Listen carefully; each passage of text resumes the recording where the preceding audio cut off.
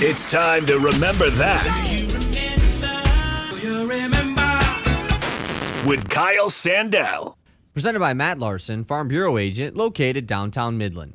Well, with the Pacers winning Game 6 against the Thunder last night, we will officially have a Game 7 in the NBA Finals for the first time in nearly a decade since the 2016 infamous 3-1 Cavs comeback against the Warriors. And speaking of that series, this is now definitely the best NBA Finals matchup since that one we had in 2016. In a matchup that a lot of NBA fans, and not even real NBA fans, just people that talk about basketball, were worried about. The two small market teams.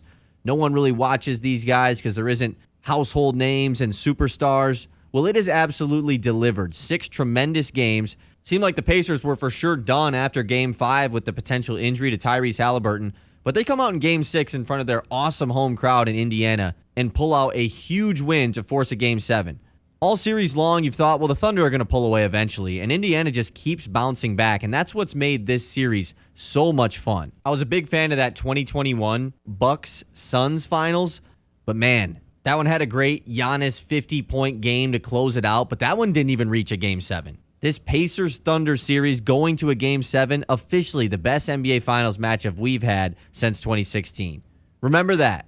Presented by Matt Larson, Farm Bureau agent located downtown Midland. A beautiful yard increases both the value of your home and the quality of your life. Commercially, landscaping creates a positive impression of your professionalism and commitment to community, customers, and employees. Cervinsky Sod has been creating and maintaining outdoor spaces for 56 years. Whether your project is residential or commercial, the team at Cervinsky Sod Services will work with you to build and meet budgets and finish the job with top quality and in a timely manner. To get a quote, call 989-835-4810 or visit CervinskySodService.com. When the winter chill sets in, nothing feels better than a cozy home. At Answer Heating and Cooling, we know how important it is to stay warm on those frosty nights. Our expert technicians are just a call away, ready to ensure your heating system runs efficiently and keeps your family snug. Don't get caught in the cold. Schedule your winter tune-up today and enjoy a cozy, worry-free home. Answer Heating and Cooling, where your comfort is our priority. Visit us online or call today. The love of the game draws us to sports, as players, coaches, spectators, and officials. For officials, it's a way to stay in the game they once played, to feel the thrill of putting on the uniform, stepping out of the playing surface, hustling to make the call, and building the relationships which can only be built in sports. If you still have that love for the game, we always need new officials. Register now at MHSAA.com. A message from the Michigan High School Athletic Association, promoting the value and values of educational athletics. From the Blazy Electric Studios, this is Sports Radio 100.9 The Mitt, WLUN, Pinconning Bay City, Saginaw, Midland. Michigan sports aren't just a game, they're a way of life. And now we've got a show dedicated to die-hard sports fans like you. Hosted by a guy who's borderline obsessed with the wins and losses of all your favorite teams. He's crazy. Every weekday morning from 9 to noon, Ben Bosscher brings you the talk that matters. The teams, the stories, and the players you care about most. This is the Ben Bosscher Show. Appointment radio across the state. Remember that.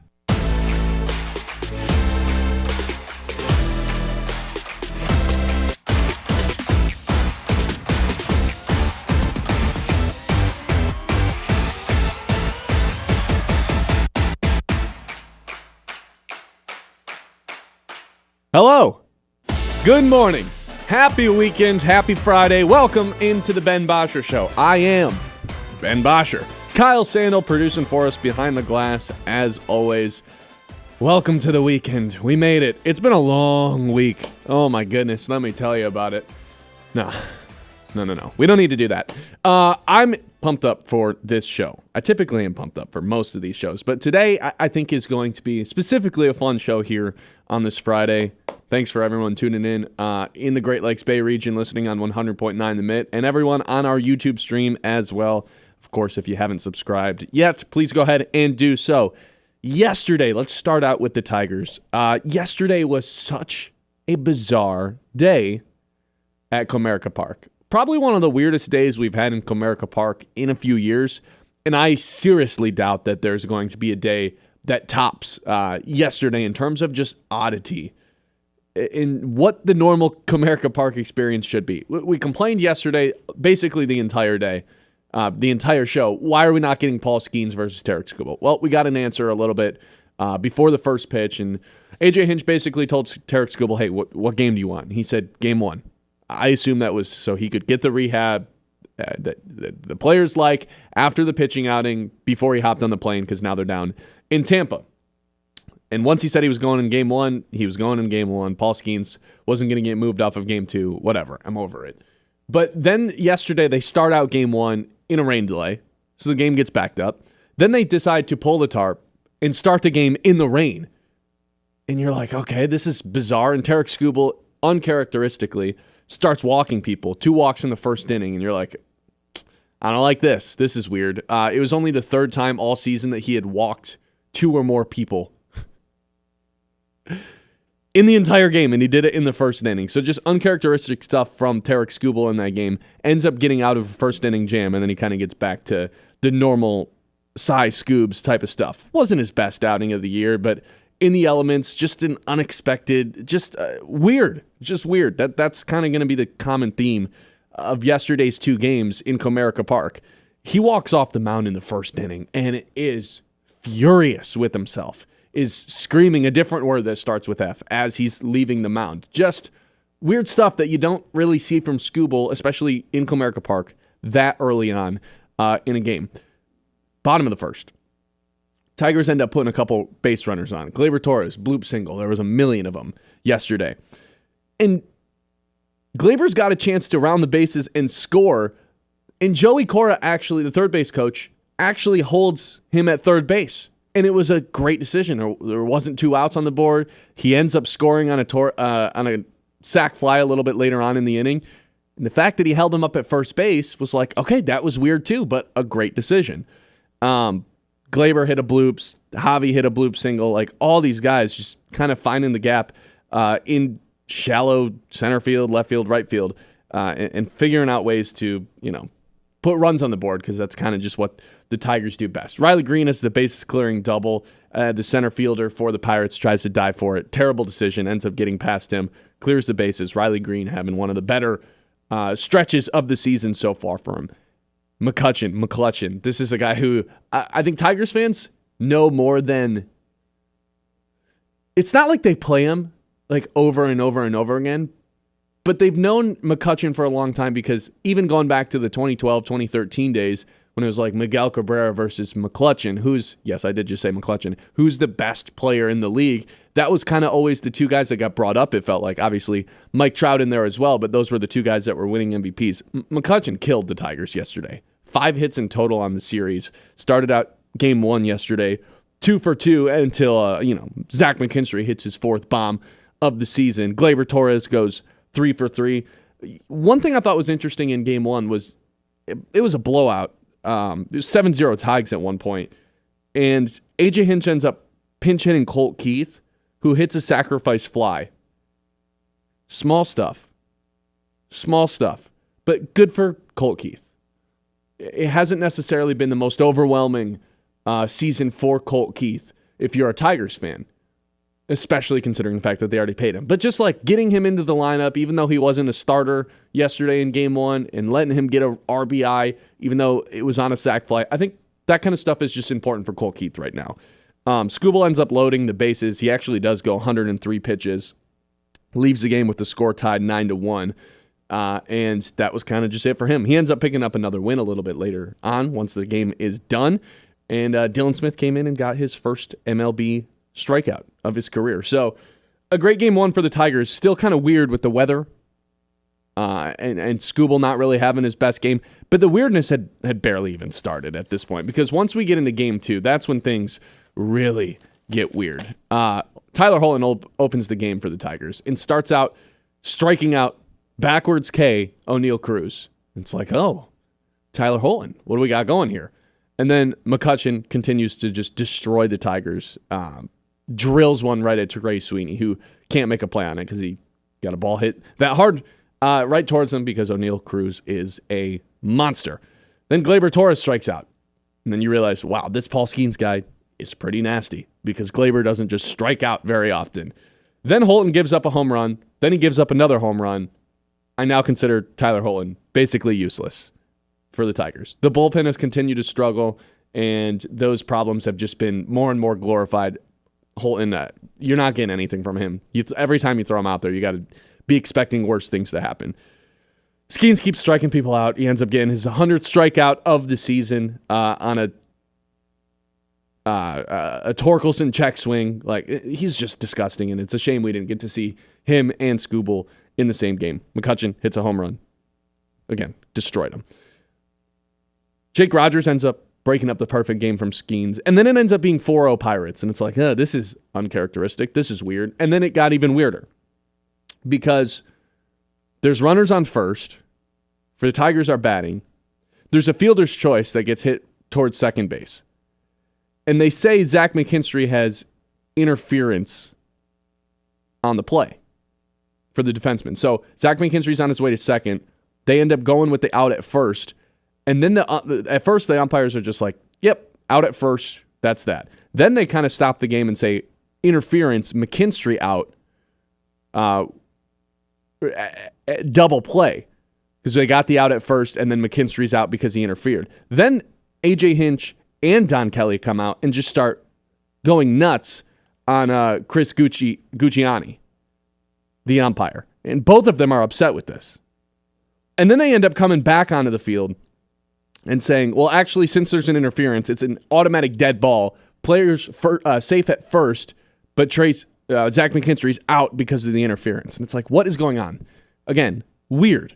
And then Gleyber Torres, 2-run double, aggressive send by Cora that time, bad throw, runner safe at home plate. That's when you got to be aggressive when Paul Skeens is on the mound because you don't know if you're going to get another shot. It ended up being the right decision. The Tigers start clawing their way back into it. In the 7th, Trey Sweeney doubled.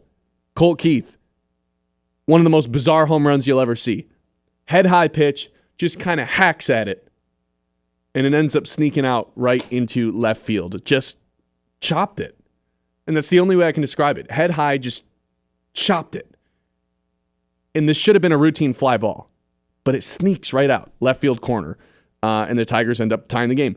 Vest, the most exciting moment yesterday was Vest back on the mound. Remember, we thought he was going to be missing some time with that pinky injury, and he ends up doing just some epic Will Vest stuff. He gets put on the mound, and it's the loudest Comerica Park was the entire day.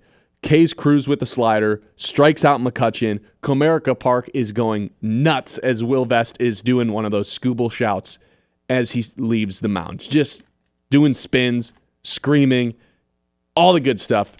And then they head to the 9th inning. Best closer on the mound for the Pirates in Santana, who tried to swing as someone in the bullpen. A fan. Yes, you heard that right. Crazy stuff. That was during the rain delay. But before that, he throws 10 pitches, and the umpires decide to call the game after that. They're like, it's raining too much. We're calling the game again. And Chris Gucciani, the umpire, ends up leaving the field via the Pirates' dugout.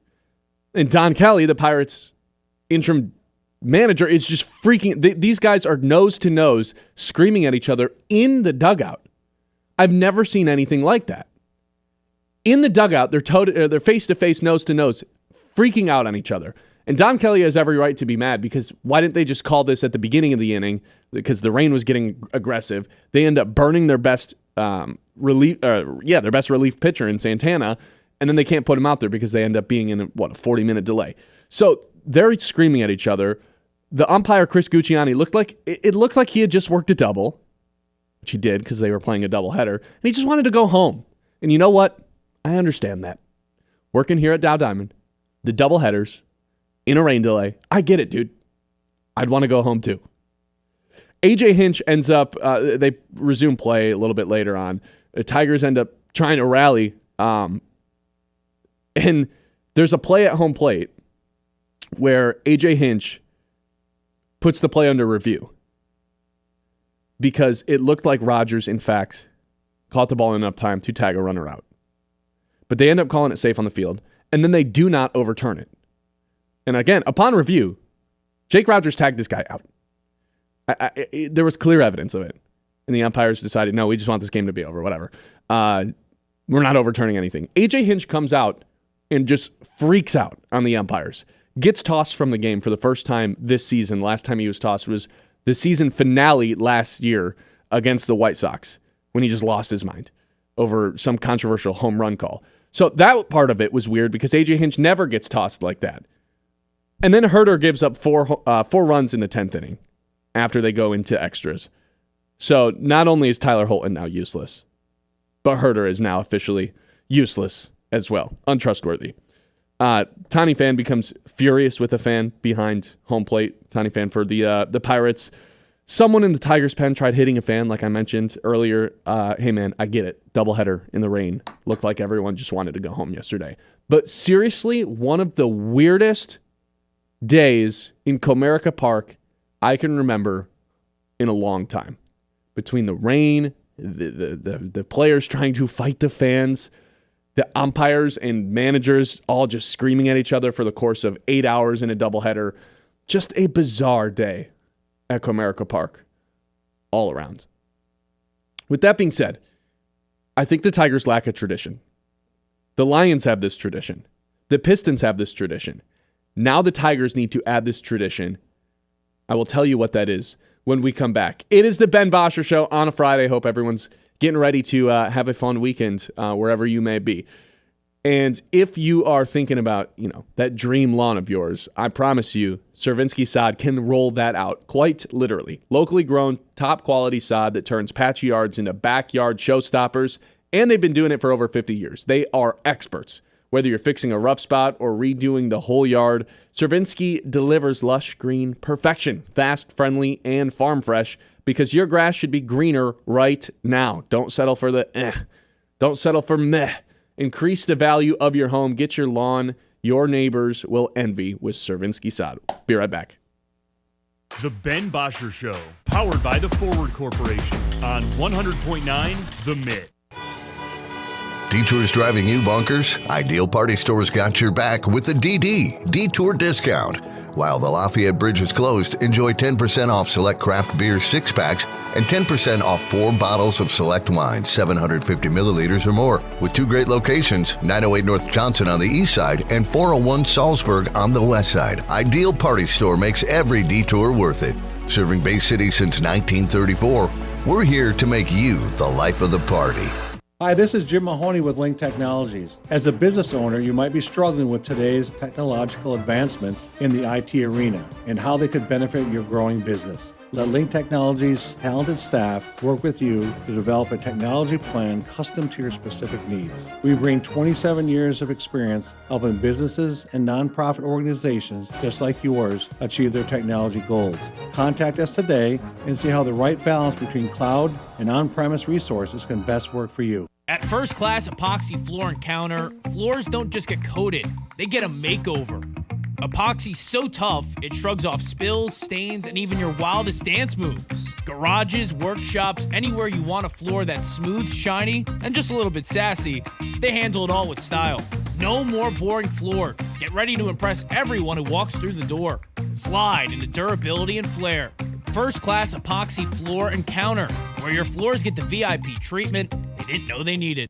Wackadoo! Bluey and her little sister Bingo are joining the Great Lakes Loons again this summer for Red, White, and Bluey Weekend presented by My Michigan How. It's 2 games of fun, laughter, and memories with our favorite Blue Healer. Whether it's Saturday night or Sunday afternoon, don't miss out. For tickets, visit loons.com. This is the Great Lakes Loons, everyone's hometown team.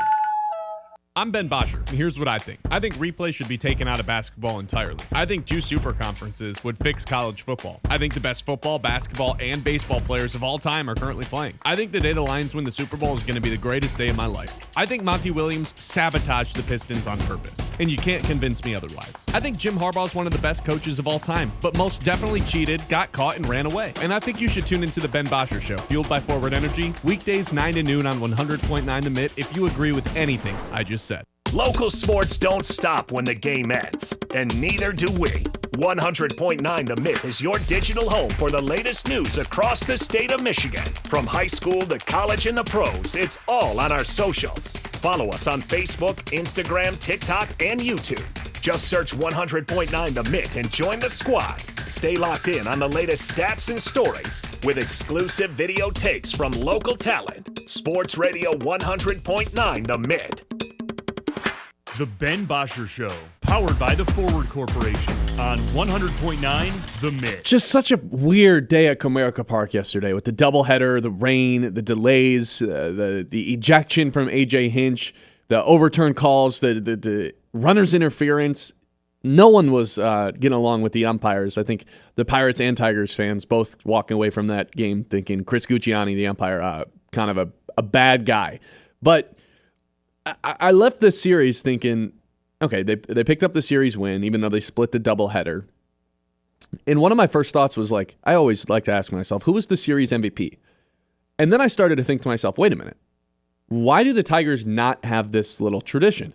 Because we get it every Sunday during football season. The Lions hand out game balls. We get it after Pistons wins. The Pistons pass around that victory belt.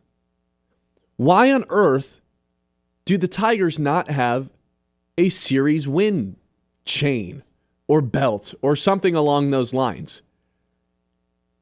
Kyle, if the Tigers were to have a series win chain, they pass it around every time they win a series. It's like, hey, who is the MVP of this series? Who deserves to be wearing this chain for the foreseeable future? Would you be down for this tradition? Because I kind of am in disbelief that they don't have something like this right now. Of course I'd be down for it. I mean, it was such a cool part of the Pistons season last year, waiting for the video to come out after the chain to pass around, who's going to get it. But the big thing was like, remember how cool it was in the Lions season? Mm-hmm. Not just last year, but the year before? The locker room speech. Like, I would stay up those Sunday night games. I would wait. No sleep until the locker room video comes out. That was always I'd tweet that out after all the Sunday night games because you're just so amped up and you want to see them after the game. So it also adds a lot of personality. It helps you bond with the players a little bit more, just see them off the field. But as far as who's getting it, there ain't no doubt who's getting it. Riley Greene, man. Yep. What a series for Riley 100%. Greene. 5 hits, 6 ribbies, a homer, a double, and the homer that he hit was absolutely crushed, one of the longest of his career. Yeah, Riley Greene is for sure the owner of the chain or whatever. I don't know if has it got to be Little Caesars related? I mean, we've already turned all the Tiger celebrations into that. I was just going to say, like, this giant chain with a blinged out, bedazzled English D. Like this chain that probably just weighs like 10 pounds. Because people have the home run chains. I don't want that. That's a little cheesy. I want a chain to pass around from teammate to teammate for who they think deserves the chain after a series win. You got to win a series to pass it off to the next person. But I think that this could be super fun because we get it for the Pistons. We get it for the Lions with the game balls. Pistons have the belt with it. I don't know if it's necessarily has to be a chain, but there should be something. Just something, yeah. Because this team is so selfless that I do think, like, it's not just, hey, who had the most home runs in a series. Now, could it be that? Sometimes, yeah. But like I mentioned in the open, that Colt Keith pinch hitting sacrifice fly, like everyone is willing to do stuff like that to where I think this selflessness of handing the belt to someone else, because it wasn't always who was the MVP for the Pistons, right? It was more so like, hey, who stepped up today? Yeah, who did the dirty work? Who did the dirty work today? Yeah, who do we need to appreciate? I think the Tigers would benefit from this. Not that they like need any extra motivation or boost to be selfless teammates because they all already are. But that's why I think it could be so fun. Like, why not do it? It's an easy idea. Is the chain the way to go? I feel like that's the easiest way to do it. I like the chain. You could go with like a cool baseball bat too, or a ball. I'm a fan of the belt, but they can't just rip it off from the Pistons because the belt is the chain coolest would be cool. thing. I think the chain would be sick. I agree. The series win chain, but yeah, I do agree. It's Riley Greene, who's well on his way to being in a second All-Star game for the second consecutive year.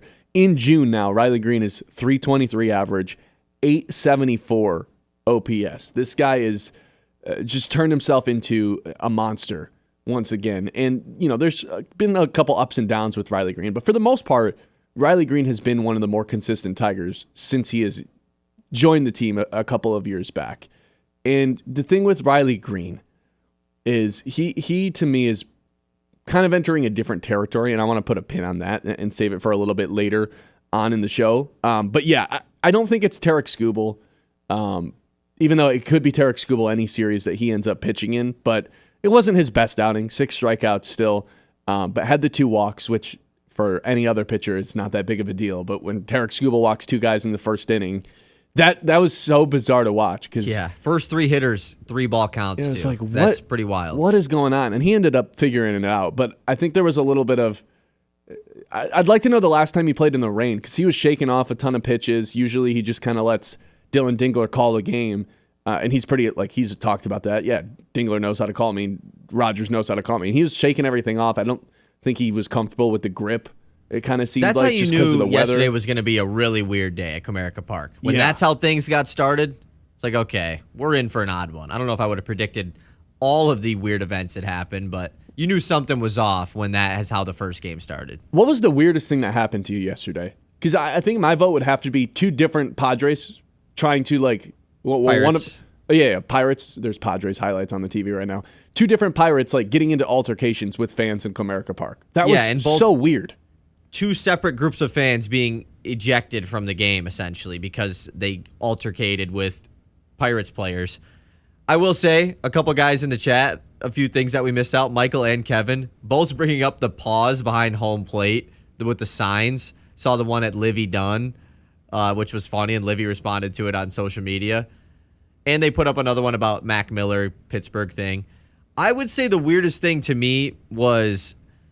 yeah, it's got to be the swinging in the bullpen, right? Yeah, that was weird. It was really weird. Trying to jump up and hit a guy that's leaning over the bullpen. What's the best case scenario? You land that connection and nothing happens because you don't have the high advantage? Whoever's higher in a fight is always going to win. Of course. And this guy's just when you have leaping. to leap up into the air to try to hit someone, you look like a buffoon. I will say, though, what do you think the odds were for A.J. Hinch to get ejected over Don Kelly yesterday? Because Don Kelly might be 1A, most likely to be ejected in the entire of all Major League Baseball. That's kind of just the way interim managers operate, I feel like. It's like, I got to show these guys I'm, passionate, and I'm here to fight for them, and I got to get the players on my side. If when the umps and Kelly were in the dugout going at it, I couldn't believe he didn't get tossed. I've never seen anything like that. The umpires in the dugout of the opposing team. Right. I get why he was mad, but if they would have called it in between the top and bottom of the 9th, that would have just been a screw you to the Tigers, right? We made you go out and pitch in this weather and not Pittsburgh. Yeah, but Vest was fine. Of course, but it's just the weather just came out of nowhere. What else were they supposed to do? I don't know. I think sending their closer out there for 10 pitches and then calling it and basically burning his arm he had every right to be. I can't believe he didn't get tossed, but maybe Chris Guccione. You saw the weather. What were they supposed to do? They couldn't play in that. There's no way they were playing in it. But I get it. I think everyone was just frustrated, built up frustration for the course of 2 games in the rain, a bunch of delays. Everyone's wet. Hey, man, I get it. It's a long day at the ballpark. We've had him here at Dow Diamond. Another weird thing.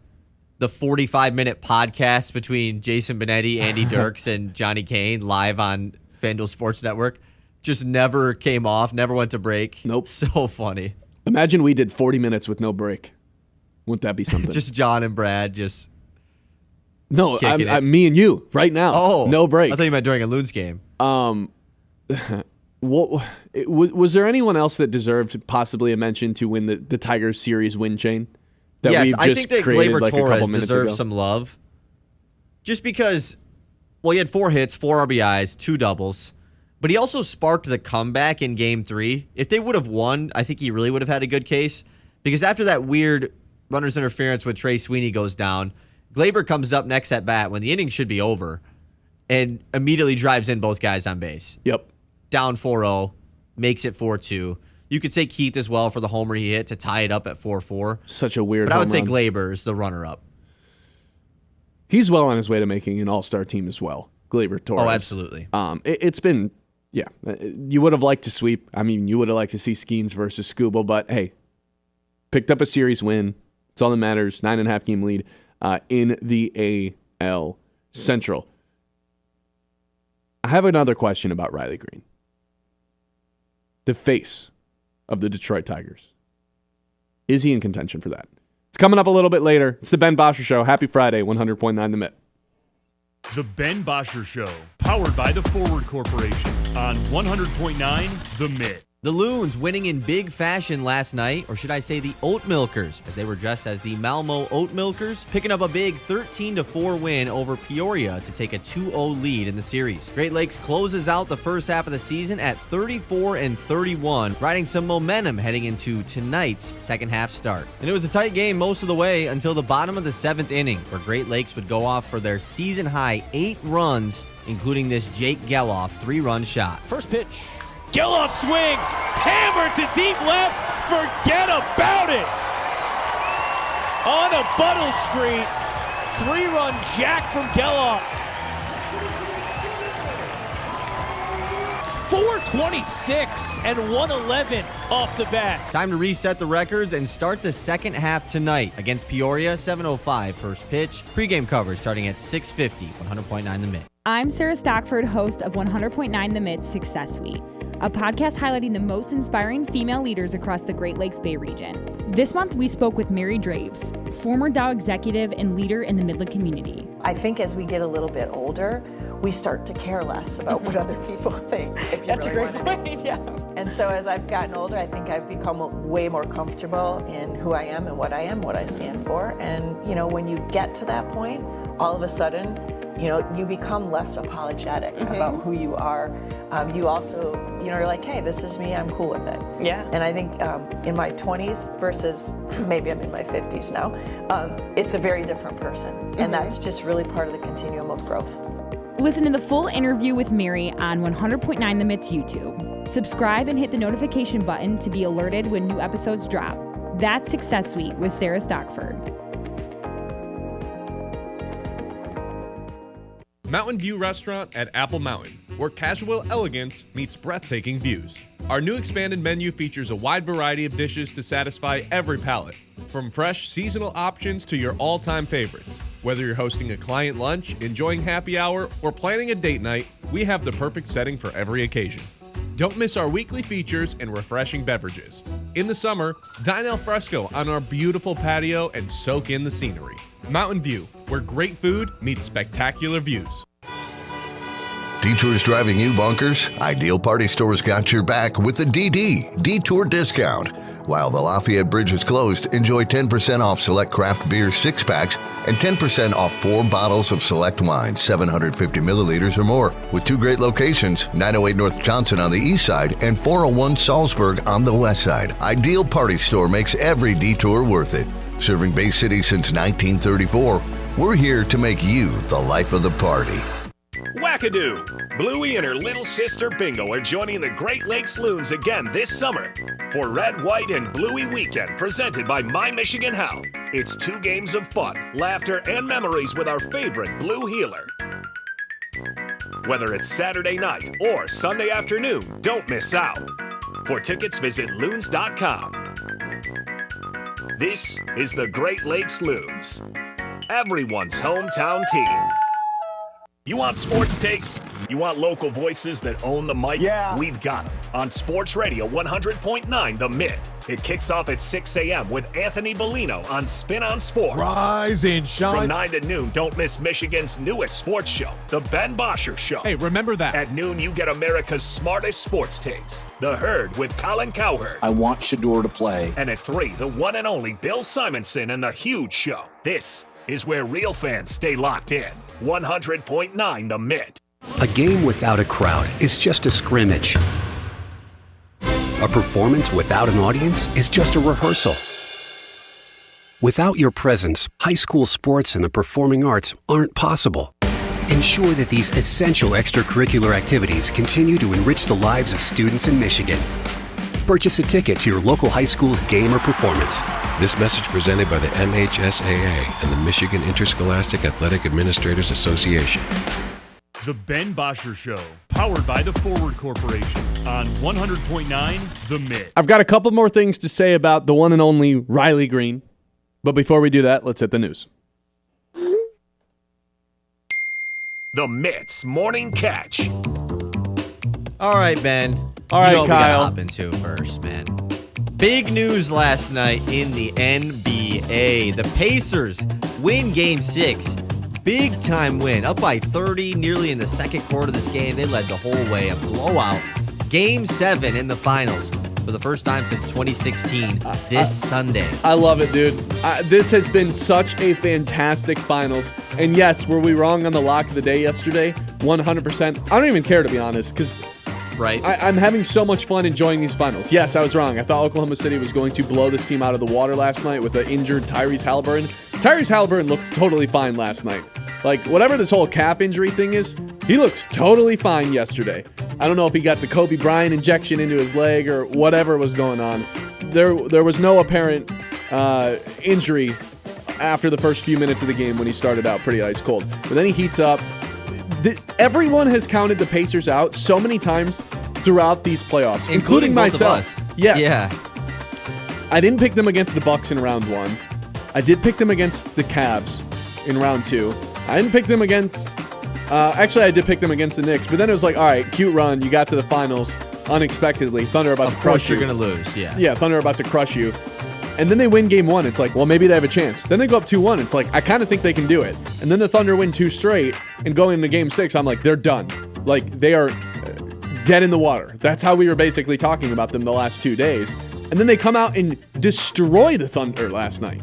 This has been such an incredible series. I said it a couple days ago. I'll say it again. I don't care what the ratings end up being in this. If they end up being bad because it's too small markets, if they end up being bad because it's too small markets and there's not a top 10 player of all time in it like there had been for so many years, in the 2010s, so be it, man. This has been such a great series. And we are on the cusp of either maybe a dynasty starting in Oklahoma City or one of the most improbable finals runs of all time with the Pacers if they can close this thing out on Sunday. I love it. I love watching the Pacers play. It's this brand new, exciting brand of basketball that only really reflects the 7-second or less Suns. They're just flying up and down the court. And Oklahoma City's not really a three-point shooting team. They've actually struggled with that. They don't shoot it a ton from the outside. They're not even hitting them. And they're still forcing the Game 7 of the NBA Finals. This is kind of maybe the beginning of something new in the NBA. Everyone thinks it's get to the free throw. Well, it's a little bit get to the free throw line. Shoot as many threes as possible. That has not been the case. This has been such great hoops. I love it, man. 10 out of 10 already. This generational OKC defense, the Pacers decided we're just not going to turn the ball over in Game 6. Yep. 2 first-half turnovers, I'm pretty sure. Unreal. Like, I totally thought it was over last night. Completely wrong. And I'm not mad about it, man. Game 7 in the finals. You and I looked like 9-year-old kids when Tyrese Haliburton had the steal at the top of the key, went down the court, no look past the Siakam. He posters Jalen Williams. We were like 9-year-old kids up here watching it during the Loons game. Like, so fun. I love it, man. I love it. Sunday is when Game 7 is, 8 p.m. back in OKC. We'll obviously get to that a little bit later as well. All right, let's flip it over to Major League Baseball. A little bit of drama going on in Dodgers-Padres last night. A heated series between a couple National League West rivals. Ohtani and Tatis both hit by pitches in the 9th inning. A benches clearing moment. But these are two of the best teams in baseball, but it was definitely a bit chippy. I don't know if I've seen this either in a long time. The benches cleared because the managers had to be held back from trying to kill each other. Like, that was the... Tatis got hit, and he wasn't even that mad about it. He was just like... And Ohtani wasn't mad when he got hit either. No, but the managers both come flying out and, like, are yelling and screaming at each other. Like, basically had to be held back, and that ends up clearing the entire benches. There were 7 hit by pitches in this series. These teams hate each other, and all I hear about is how the Padres own the Dodgers, this and that. Since 2022, the Dodgers are 19-14 against the Padres with a plus 14 run differential since 2023. So much for that narrative. We got the best of them this weekend, though, or this week. Padres also beating the Dodgers in the playoffs as well. Correct. All right, Tigers... I was going to say, Padres also don't have a World Series. Very true. Tigers are headed to Tampa, 7:05 first pitch tonight. Jack Flaherty versus Shane Baz. On a bit of a quick trip to Tampa. Sounds like they got to Florida pretty early this morning after their long night last night. The rain delays, the doubleheader. I'm not feeling good about today's game. Just from a human element of it. It's a quick turnaround, long flight. Get Tampa back team late. has been playing pretty good as well. Yeah. Our lone NFL news of the day, former Raven and Jets linebacker C.J. Mosley has announced his retirement. Former 5-time Pro Bowler was a free agent after the Jets elected to not to re-sign him, and he's just calling it quits. I saw a clip of C.J. Mosley on Twitter where he told the Lions players that they suck. And then Brock Wright proceeded to score a game-winning touchdown a few plays later. It was awesome. Man, that's one of my favorite plays the last couple years. The Brock Wright slips out the back door, goes up the left. Down. Yep, great stuff. So good. Dan Miller's call on that is just unreal.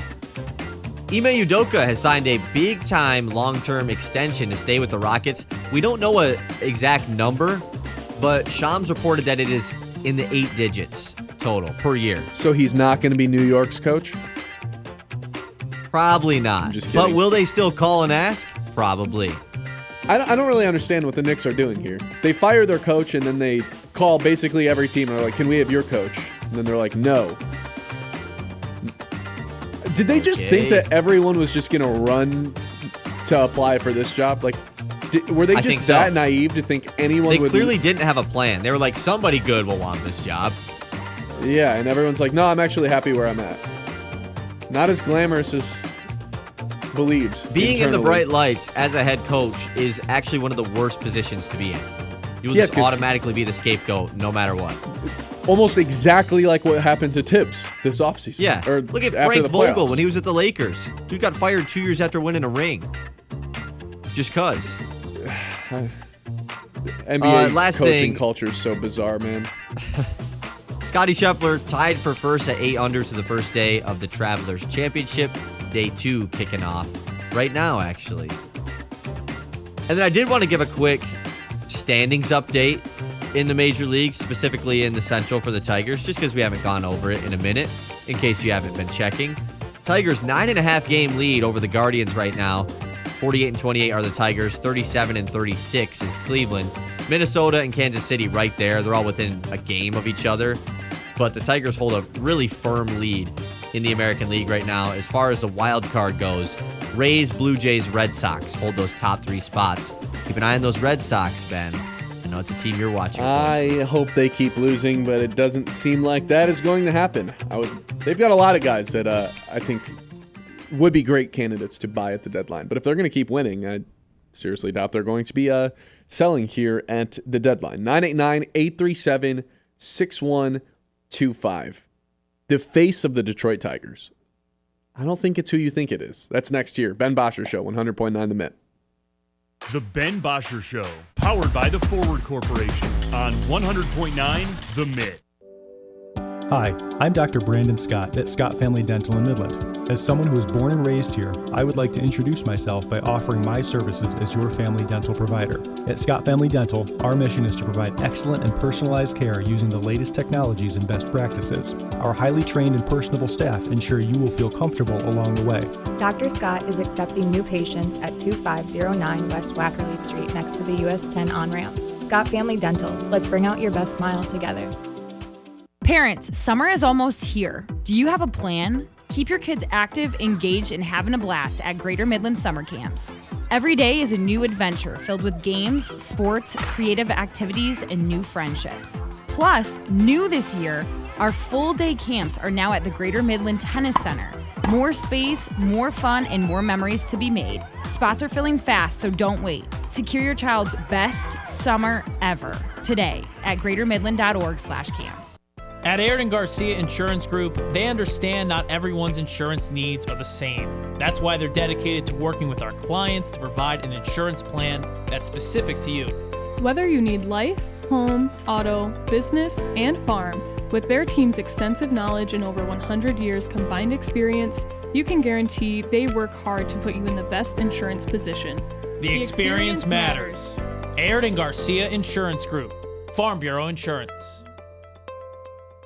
You have better things to do than to job hunt or scramble to find your next great hire. So let Spherion do it. We say local is our superpower because we live and work where you live and work. We know the local job market. We're here in person.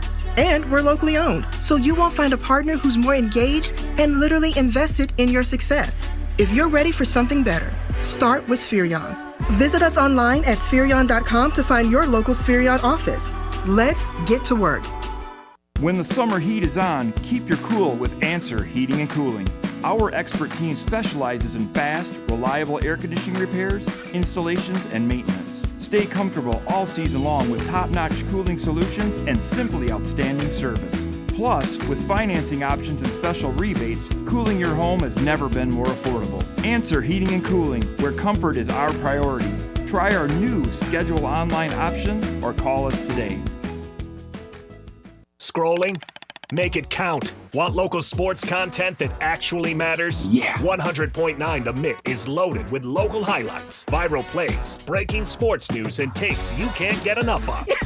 It's hot! Follow us on Facebook, Instagram, TikTok, and YouTube today, and you'll never be out of the loop on the Lions, Tigers, Pistons, Red Wings, Michigan State, and even the biggest stories in high school sports in the Great Lakes Bay region. 100.9 The Mitt, Mid-Michigan's sports leader. From Midland to Bay City, Saginaw to Sanford, from Frankenmuth, Freeland, and Hemlock to Auburn, Essexville, and Pinconning, 100.9 The Mitt is the heartbeat of the Great Lakes Bay region, and proud of it. We're your home for local sports, local stories, and local pride. Whether you're in Birch Run, Beaverton, Gladwin, Chesaning, or Coleman, football, basketball, hockey, Spartans, NFL, Loons, all right here. 100.9 The Mitt, Mid-Michigan's sports leader.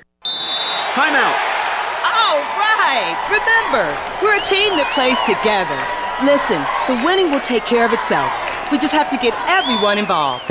In interscholastic sports, we celebrate what makes every one of us unique. And in the pursuit of a common goal, everyone in the huddle, in the bleachers, and in the community comes together.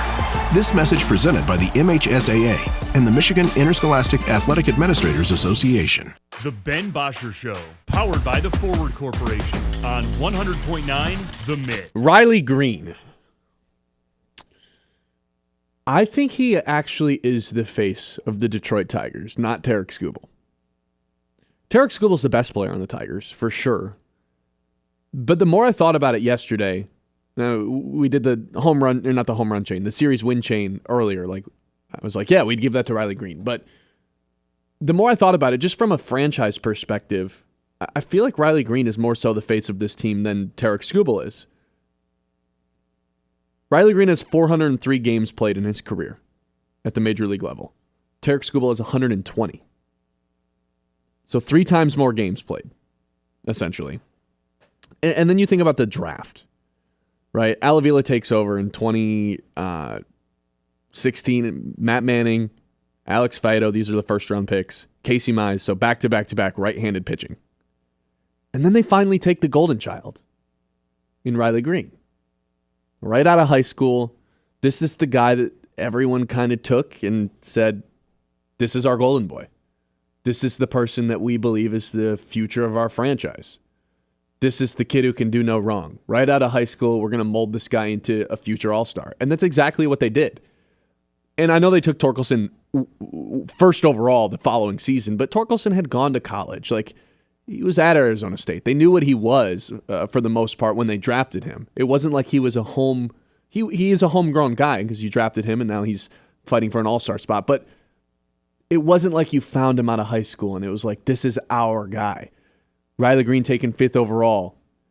They found him. He was molded to be the future face of the franchise. And he drafted a year prior. And obviously they come up together, but I feel like it was always Riley Greene and Spencer Torkelson, not Spencer Torkelson and Riley Greene. Again, 1st overall for Torkelson, Riley Greene, 5th overall. But right out of high school, drafted a year prior, a year younger, the kid who could do no wrong. And now I look at it, and he's the most consistent player on the team. He's well on his way after the past week and the June that he's having. to be an all-star for the second consecutive year. Tarik Skubal, about to be a 2-time all-star as well. But again, Riley just plays so much more. He was that first-round talent. He was the kid out of high school. He embodies everything that it means to be a Detroit Tiger right now. The hustle, the grit, the selflessness. All of that stuff screams Riley Greene to me. Now, I'm not going to throw around Mr. Tiger because that's obviously sacred and we're way far away from that being the case. But he does kind of embody everything you want in a baseball player right now playing in Detroit with the mentality that the Tigers have embraced. Again, Tarik Skubal's the best player on the team. But we don't see him as much. And even on the off days, they're showing him in the dugout all the time. There's always a Tarik Skubal cam. But we see Riley Greene every day.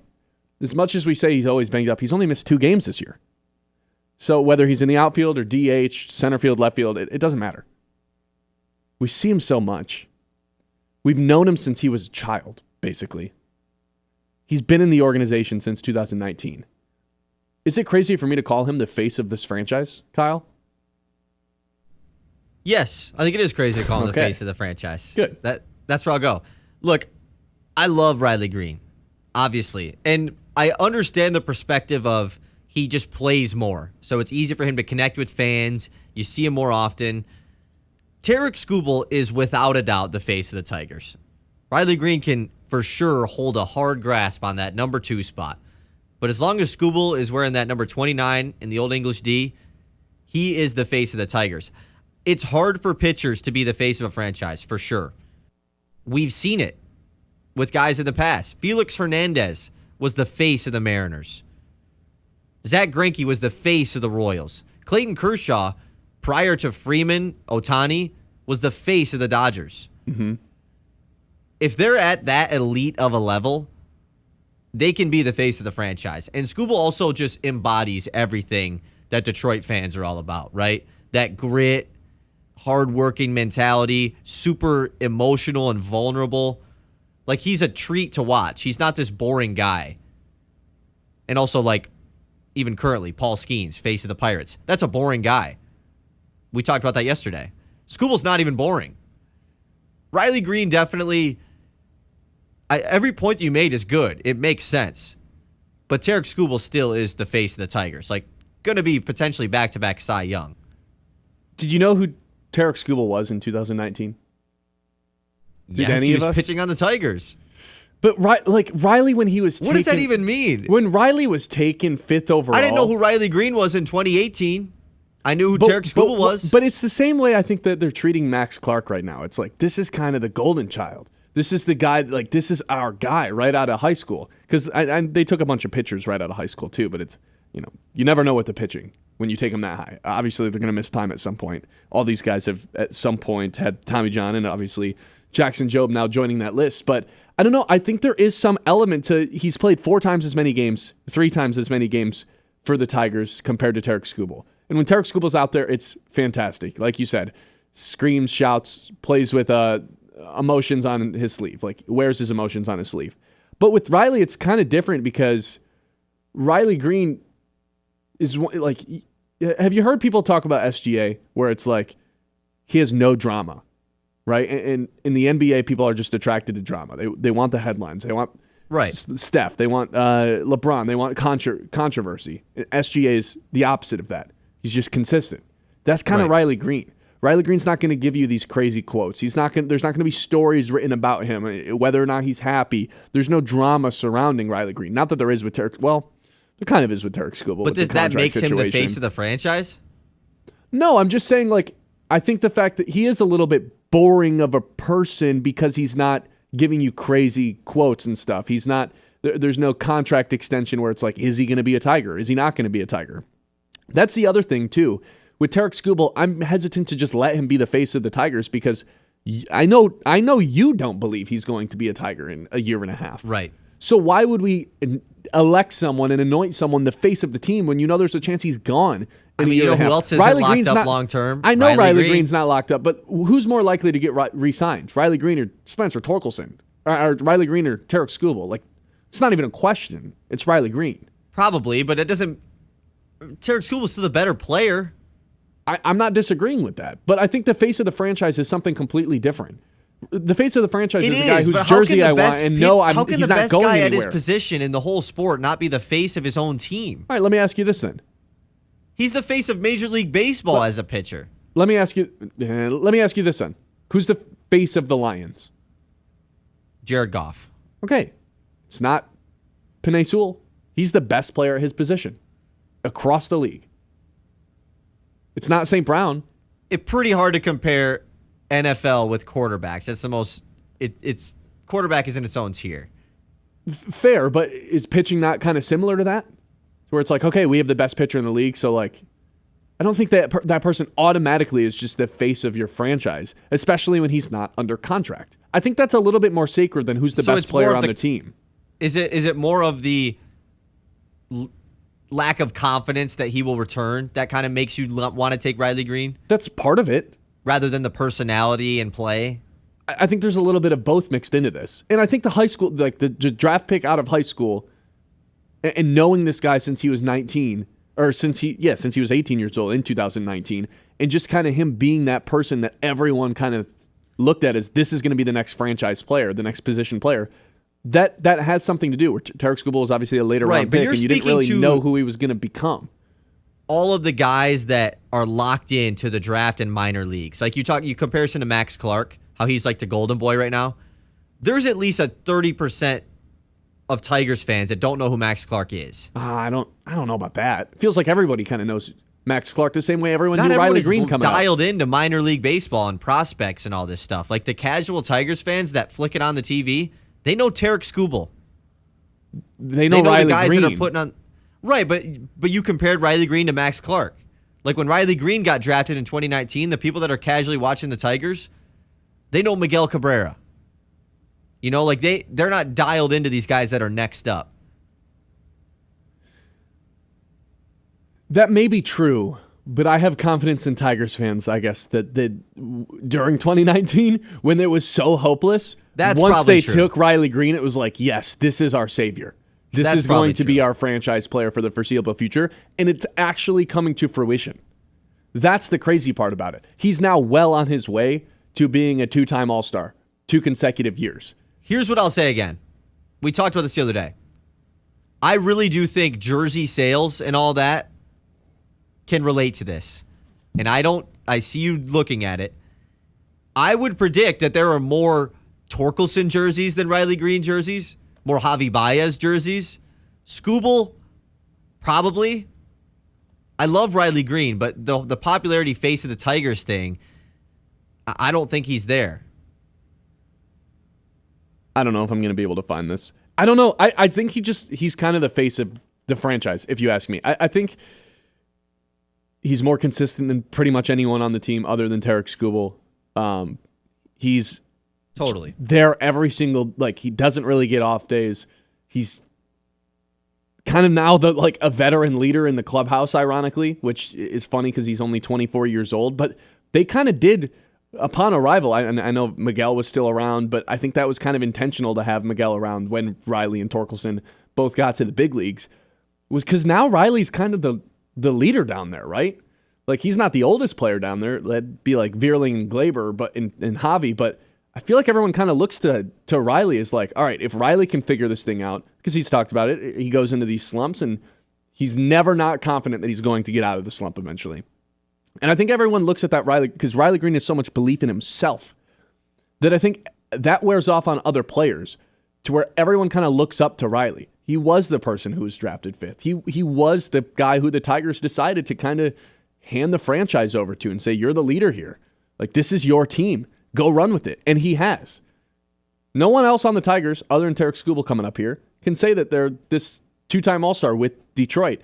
And now Riley Greene has something pretty sacred to hold on to here. So who do you guys think is the face of the franchise? Riley Greene or Tarik Skubal? 989-837-6125. We've got our YouTube chat going as well. I do have to admit something, though. Last night, I did something borderline sick. I ended up staying up way too late. We had a Loons game last night. We had fireworks. Didn't get home till like 11:15. Ended up staying up till 1 in the morning, 1:30, knowing I had to be here super early. What was I doing? What was I watching? Well, I was tormenting myself. Watching something that broke all of our hearts earlier this year. 989-837-6125. Who do you think is the face of the Detroit Tigers? It's all coming up here. Ben Bosscher Show on 100.9 The Mitt. The Ben Bosscher Show, powered by the Forward Corporation on 100.9 The Mitt. Hey, did you guys catch anything yet? Not a thing. Bummer, neither have we. I'm actually just about to head into town. I'm going to go into Higher Standards Automotive. They got this award-winning service department with amazing technicians and this large parts department in case I want to fix it myself. They got the part there. Whatever. No, I'm serious, man. It's out there. Yeah, just like when you tried to convince me Bigfoot was real. Ray? Bigfoot's behind me, isn't he? Yeah, we got it. Run! Get out! Stop into Higher Standards Automotive, North Eastman Road in Midland, right past the mall. Celebrate 4th of July with the Great Lakes Loons. Join us for our block party on Main, presented by the Michigan Army National Guard. Celebrate America's independence with face painting, balloon animals, the inflatable zone on the front lawn, and of course, America's pastime. The evening wraps up with a spectacular Fireworks Loontacular, presented by Farm Bureau Insurance. For tickets, visit loons.com. This isn't just baseball, it's the Great Lakes Loons, everyone's hometown team. Wackadoo! Bluey and her little sister Bingo are joining the Great Lakes Loons again this summer for Red, White, and Bluey Weekend, presented by My Michigan Hound. It's 2 games of fun, laughter, and memories with our favorite Blue Healer. Whether it's Saturday night or Sunday afternoon, don't miss out. For tickets, visit loons.com. This is the Great Lakes Loons, everyone's hometown team. From the hometown heroes to the college legends to the pros on Sunday, 100.9 The Mitt is your home for wall-to-wall play-by-play coverage. High school football, basketball, and hockey. Region champions for the first time in school history. Michigan State football and basketball. Touchdown, MSU! The NFL, Thursday, Sunday, and Monday night primetime games. And don't think we forgot about your hometown team. The Great Lakes Loons. That ball's over and out of here. 100.9 The Mitt. This is more than just a lineup. It's a daily ritual for the die-hard Michigan sports fans. At 6 a.m., Anthony Bellino wakes up the state with Spin on Sports. I do not believe it. At 9, the Ben Bosscher Show is appointment listening hosted here in the Great Lakes Bay region. I would like to buy some Casey Mize stock. America's Best takes over at noon. The Herd with Colin Cowherd. Well, what about Patrick Mahomes? And at 3, Bill Simonson brings it home on The Huge Show. Sports Radio 100.9 The Mitt, for the most passionate fans in Michigan. A game without a crowd is just a scrimmage. A performance without an audience is just a rehearsal. Without your presence, high school sports and the performing arts aren't possible. Ensure that these essential extracurricular activities continue to enrich the lives of students in Michigan. Purchase a ticket to your local high school's game or performance. This message presented by the MHSAA and the Michigan Interscholastic Athletic Administrators Association. From the Blazy Electric Studios, this is Sports Radio 100.9 The Mitt, WLUN, Pinconning Bay City, Saginaw, Midland. Welcome back in, Ben Bosscher Show, hour number 2 on this Friday. Happy weekend to the Great Lakes Bay region. Happy weekend to everyone on the YouTube stream as well. So, yesterday, the Loons game ends up getting undone. I don't know. What time did it wrap up, Kyle? We had the fireworks. I didn't get home till 11:30. Really late. It was a long game. Yeah, like 10:30. Okay, then we lit off fireworks. Then we gave away lucky hot dog prizes. Very fun night here at the ballpark. I get home, and I'm like, well, time to prep a show for tomorrow. So as I'm getting ready for the show, I've got some stuff going on, watching some videos, and all of a sudden, like, without me really even intentionally doing it, the Detroit Lions versus the Washington Commanders highlights popped up on my YouTube. I sat there and watched the entire 19-minute video. Come on, bro. This was at 1 a.m, and I'm just sitting there getting angrier and angrier and angrier to the point where I shut my laptop because I couldn't watch it anymore. And then I said, you know what, Ben, you can't run away from this. I opened up the laptop, and I finished it. I watched it all. Reminding myself just how disastrous that game was on so many different levels was an experience I had to go through. And that's probably like the third or fourth time I've done that since that cold January night. But there's two things that stood out to me in that game. So you're just one of those people that like performing self-torture on yourself, or I'm just trying to figure out what happened. I did this with the 49ers game. I did this with the 49ers game so many times, just trying to figure out what on earth happened. And I haven't rewatched either game, and I never will. I'll tell you this. With the 49ers game, it was stupid. Like, just the most bizarre things in the world are happening right in front of your eyes. The Kindle Vildor bounce off the face mask, like the fumble, the Jahmyr Gibbs fumble. That one, you can point to a couple different things. With this Commanders thing, it was more of a slow burn, right? You remind yourself watching this game how banged up the defense was. You've got guys like Miles Adams getting real snaps.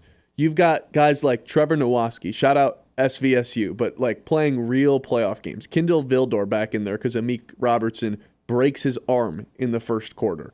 You've got guys like Muhammad Kaiden in the game getting real run. Like, there is just no-name players all over the defense. You've got Ife Melifonwu playing again, who was terrible in that game.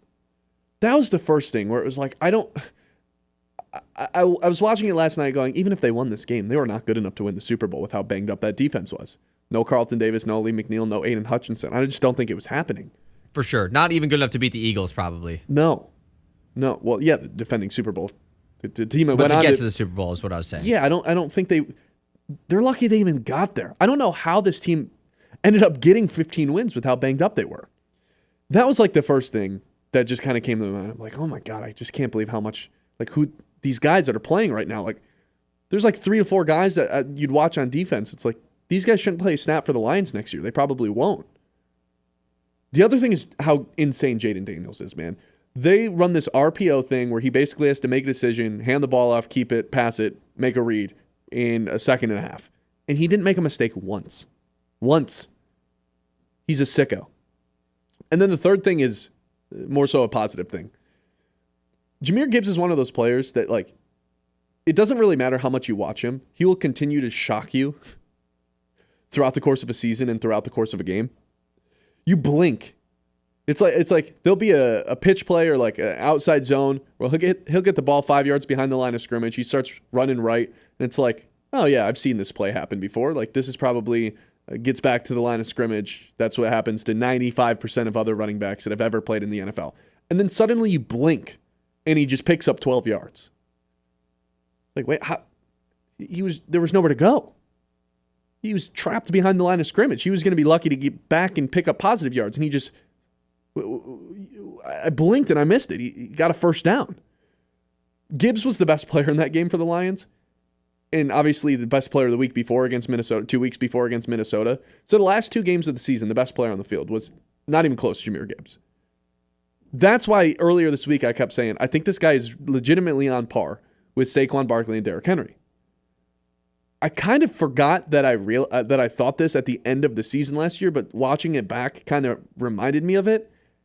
I think that Jahmyr Gibbs is the best player that the Lions have on offense for the weapons, because we've talked about it. The weapons are now the strength of the team rather than the offensive line. And I kind of think Jahmyr Gibbs has passed Amon-Ra St. Brown, not in terms of pedigree and what they've accomplished, because obviously St. Brown going back-to-back years, his first team All-Pro. Gibbs has a way to go to get to that because he has never made an All-Pro team. But just in terms of like the guy that puts the most fear into another defense, the guy that you just want to have the ball, I think it's Gibbs, man. I think he's put himself in those last couple of weeks when Montgomery was hurt. Gibbs did enough for me to where it's like, yeah, the offense should be built around Jahmyr Gibbs, not St. Brown. I agree with that last statement, for sure. I think that obviously they're hard to compare just because Gibbs is all about explosion, the big plays. He's going to pop off. Where St. Brown is just the model of consistency, right? 3rd and short, 3rd and 7, you know who the number one target's going to be. And even if the defense knows that, Amon-Ra is still going to find his way to get open and catch the ball. Yeah. But Gibbs, yeah, as far as building the offense around somebody, like having Amon-Ra as that safety blanket is great, but man, We've talked about this for the last couple weeks now. Like, imagine Gibbs in a bigger role. And maybe it's good that he's in a limited role. Like, maybe it's good for his health and everything. It probably is. And Montgomery's great, too, so it's not taking away anything from him. But an offense that is built around Jahmyr Gibbs has potential to be, Gibbs talking about not only best running back in the NFL, but, like, is there a world where he could be best Lion? I mean, Sewell and Hutch obviously are pretty untouchable, but is there a world where we're talking about him as the best weapon on offense across the league, like up there with Justin Jefferson, up there with that's hard. Like the way Christian McCaffrey was talked about a couple of years back, when he had the ridiculous season where he was like minus 450 to score a touchdown every week, rushing yards, receiving yards. Yeah, I think Gibbs could do that, and I think I'm already there. Like, if I'm just saying, hey, who's the best player on the Lions? Like, who would you pick to not get hurt this season? Play all 17 games. I'm probably picking Gibbs. It's kind of insane how quickly that guy could pick up 10, 15 yards in just a burst when he has nowhere to go. And then as soon as he gets to full speed, you already lost as a defense. No one's catching that guy. It doesn't make any sense. And despite me like torturing myself watching this game back yesterday, the divisional round against the Commanders, I was pleasantly reminded by that Gibbs is amongst the best weapons in the NFL. And he's still young, going into year 3. The Lions still have that guy. I think this is like the breakout year. And he finally does get himself in the conversation of like, this is one of the best players in the NFL, point blank period. Especially with new offensive coordinator. Like, we really have no idea how things are going to be run. I can't imagine it's going to be drastically different. Yeah, just get Jahmyr Gibbs the ball. Right. And we know how Johnson liked to split. This is Gibbs' drive. This is Montgomery drive. I would imagine things change this season. It should. As Montgomery ages and Gibbs becomes peak. And it's nothing against Montgomery. No, right? Gibbs is super good. Montgomery would be a really good RB1 in a lot of other situations. You could make the argument Montgomery is one of the 10 best backs in the league. And Chicago would love to have him back right now. Right, he's better than Swift. Like, of course. Maybe he's probably the second best running back. Josh Jacobs is pretty good. I was going to say he was the second best running back in the division. Jacobs is pretty good. Yeah, Jacobs probably the second best, and then Montgomery would be third. But like the nice thing about Montgomery is they work off each other so well to where it's like, hey, if you need a 3rd and 1, I'm okay with giving the ball to Montgomery and feeling just as good about giving it to Gibbs because he can kind of ground and pound and take on the big hits. And I don't think there's a better. Giving the ball to Montgomery on 1st and 10 is like the best play in the world, man. Yeah, he picks up 7-8 so frequently, and even if he picks up 4, it's like awesome. 2nd and 6, exactly. Playbook's wide open now. Good luck, and that was more so a Ben Johnson thing. But there's so many weapons on this team where we talk about it all the time with Laporta. It's like there's just not enough mouths to feed. His actual talent is way better than the production, and the numbers show up at the end of the season. And Gibbs, I think, is the epitome of that, where it's like, oh, he still led the league in touchdowns, and he's not getting the ball enough, like as much as a lot of these other backs should. I have a hard time saying that Gibbs is, and I forgot, I don't know why, I forgot that that's how I felt at the end of the season, because I think you just get removed, and it's like, yeah, St. Brown was all pro again. St. Brown, has kind of been the Detroit Lion, like ever since Brad Holmes kind of took over. That's kind of been the guy. But Gibbs is kind of knocking on that door to be the guy here, where it's every other defense is just horrified of him getting the ball, and St. Brown's kind of a second concern, if that makes sense. So is Gibbs, what, 3rd best Lion right now in your eyes? Or is he past Hutch, because Hutch has had the injury? Sewell or is St. Brown still there? Yeah, Sewell's obviously one. What do you mean by best? I feel like the top 5 get thrown around. Like, I need a specific. What am I grading these guys on? What am I ranking them based on? I don't know. I was just thinking, like, best players. I mean, I was just going overall. Like, if NFL Top 100 came out, like, who do you have ranked higher? I just don't know what to do with Hutchinson with the injury. It's so because if I just say, hey, based on his production for those first 5 games, he's probably won. Seriously, he probably is. Okay, let's do this then. Hypothetically, Aiden Hutchinson is coming back 100%, not going to be affected by this injury to start off this season. How do you rank the top 3-4 guys on the Lions? Sewell 1, Hutch 2, Gibbs 3. That's what I figured. St. Brown 4, Brian Branch 5. God, is there a top 5 in the NFL that matches that? No, absolutely not. Is that the best top 5 of any team in the league? The Ravens probably have a pretty good case. Now, obviously, if your quarterback is in the top 5, it probably boosts you a little bit. Yeah, there's a QB multiplier. Because like Lamar, Derrick Henry, Kyle Hamilton, Jair Alexander. I don't know if any. The Eagles probably come close to it too, but that's disgusting. The Eagles work, probably man. are in there. That really is disgusting work. It's awesome. Speaking of football, let's take a trip around the league when we come back. The Ben Bosscher Show, powered by the Forward Corporation on 100.9 The Mitt. It is the Scholar Athlete of the Month, proudly presented by Fisher Companies here on Sports Radio 100.9 The Mitt. This month's recipient is Logan Snyder from Bullet Creek High School. With a 3.94 GPA, Logan's a member of the varsity golf team, revitalizing a program that was dormant when he was a freshman 4 years ago. Logan great at golf and in the classroom, and also volunteers, including at the Midland Miracle Field. I love working with those kids, and it's always so much fun to see like them getting to play the game we all get to love to play. Just getting to see like them going up to bat, hitting the ball, no matter how far it goes, and they're just super excited. It just warms my heart every time. Logan will be attending Ferris State in the fall and plans to study in their PGA Golf Management program. To hear the full interview and nominate a local athlete for our scholarship program, visit 1009themid.com. Suit up, Sea Captain. At Dive and Glide in Midland, we've got all the gear you need to make a splash. Flippers that fit like a glove, masks that show you the underwater magic, and tanks ready to fuel your next adventure. Whether you're snorkeling the local lakes or dreaming of ocean depths, Dive and Glide has your back and your fins. Find us on Cambridge Street or swim over to diveandglideinc.com. Dive and Glide, making waves one splash at a time so you can dive deeper than ever before. Celebrate 4th of July with the Great Lakes Loons. Join us for our block party on Main, presented by the Michigan Army National Guard. Celebrate America's independence with face painting, balloon animals, the inflatable zone on the front lawn, and of course, America's pastime. The evening wraps up with a spectacular fireworks loontacular, presented by Farm Bureau Insurance. For tickets, visit loons.com. This isn't just baseball, it's the Great Lakes Loons, everyone's hometown team. Hey, I'm Ben Bosscher. And I'm Kyle Sandel. And the two of us are live every weekday on 100.9 The Mitt at 9 a.m. until noon, giving you opinions on the teams that you care about the most. The Lions, Tigers, Red Wings, Pistons, those teams. And a whole lot more. Whether we're breaking down a game from the night before, debating the biggest news from the day, or doing a draft or spread picks, we're always having fun. I mean, come on, it's our job to talk about sports. How could we not be having fun? So if the big games aren't enough for you, if you're a real diehard fan, this show is going to be perfect for you. You can count on us to be your morning sports outlet every day. The Ben Bosscher Show with Ben Bosscher and Kyle Sandel on 100.9 The Mitt.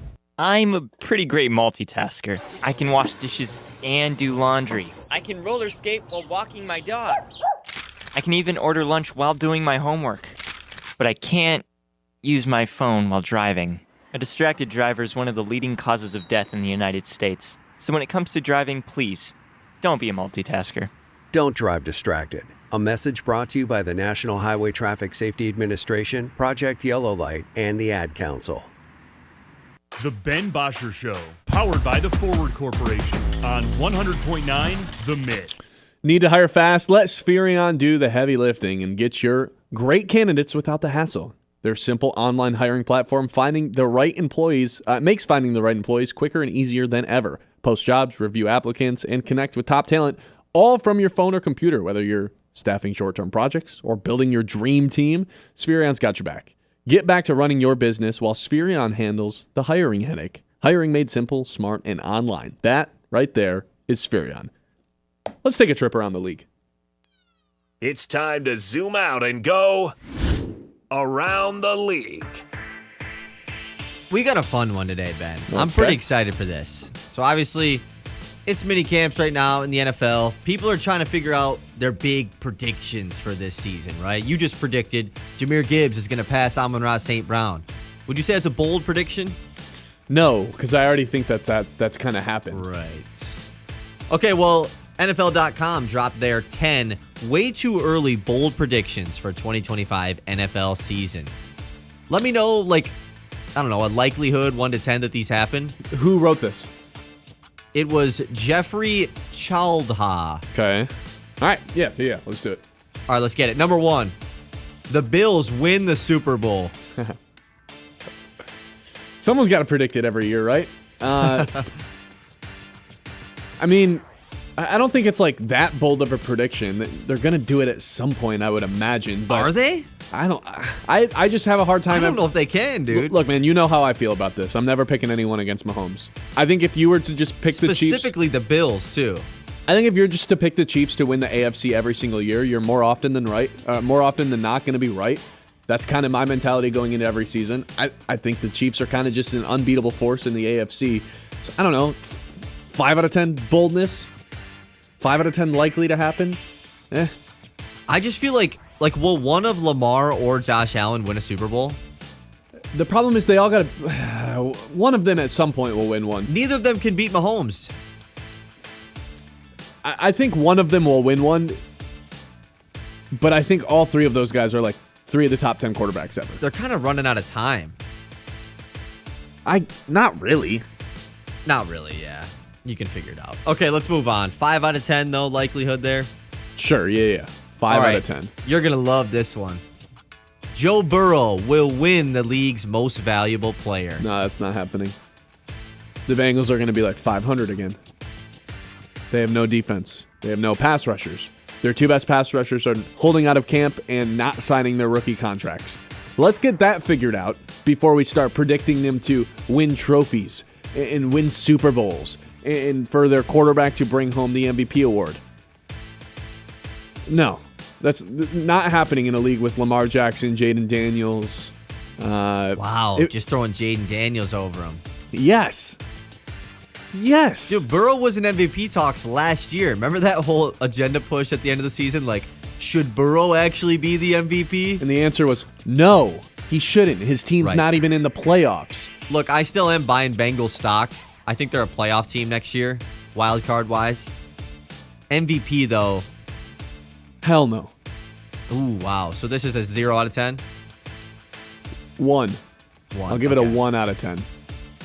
All right, here we go. And this is a fun stat. The Eagles will be the first team to repeat as NFC East champs in 21 years. Ooh. How has this not happened in 21 years? I don't know. NFC Beast, man. I'm going to say no. I'm going to say it doesn't happen for a reason in this division. Really? These teams know each other way too well. I'll take the Commanders to win the division. I feel like this is the least bold take of all time. That they won't or that they will? That they will. They didn't win their division the year after they won the Super Bowl a few years back, or the year after they went to the Super Bowl. There's always the Super Bowl hangover thing for non-Chiefs teams. Even the team that went to the Super Bowl a couple of years, like with Jalen Hurts, they didn't win their division the next year. I think the Commanders are coming, now with an experienced second-year quarterback who has a year under his belt, who's been through playoffs. I think the Commanders are coming ready to play this season. Okay. I like it. So what's your out of 10 for this? Because it still could happen, obviously. 6. Yeah. Here's a good one. Same type of thing, division related. The Broncos will snap the Chiefs streak of 9 straight AFC West championships. No. Why would they not just say the Chiefs aren't going to win the AFC West? Why does it have to be the Broncos? Because they like the Broncos defense. They think it's the best unit. They led the league in sacks last year. But here's the thing. They got so much better defensively by adding Afongwu, I probably said that wrong. Right. The safety. Hufanga. Hufanga, thank you. It's an improved team, for sure. But come on, Bo Nix is not winning the division when Patrick Mahomes still exists. What are we talking about? Fundamentally, I just can't get behind that. I would have backed this way more if it was Chargers. Which I think I actually picked the Chargers to win the division last year and predict this streak would end. Bad move. Bad move. Look, man, we do have to remember the way the Chiefs were winning games last year. Like the most improbable way to win games ever. They find win to win, and that's a knock on them? They always put themselves in a position to win games. It's pretty hard to repeat that kind of stuff. Yeah, but they always put themselves in they always come through. They always put themselves in a position to win the game in the fourth quarter. So and the time opposing after time team's after time field again, goal they kickers do. missing a 35-yarder multiple times in a season is putting themselves in a position to win? So instead of going 15-2, they go 13-4? Well, like, what are we talking about? What, the Broncos or Chargers can't do that? I can't even say that with a straight face. No. No. This Chiefs team, if you give them a chance to win the game, they win the game. It's that simple. Their execution down the stretch is better than anybody in football. Yes, that is true. And I think we get a little bit revengeful Mahomes this season. I think he comes out and we get the numbers back. We get the sheer volume of everything back this season. Mahomes MVP, question mark. Book it. Wow. All right, you're going to love this one. Caleb Williams will throw for 4,500 yards and 35 touchdowns. Holy cow. Big year. Giant. Huge even. Ben Johnson, man, is he really doing it like that? They've never had a 4,000-yard passer, right? Now they want a 4,500-yard passer? Yes.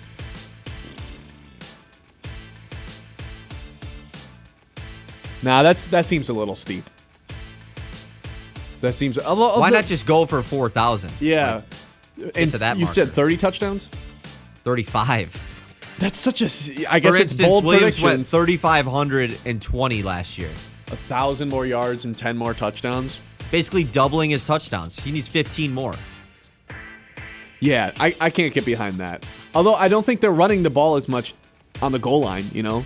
So, like, Swift's not really a guy you want a fourth and goal, third and goal situation because he's just going to try to bounce it to the sidelines. We saw it 1,000 times in Detroit.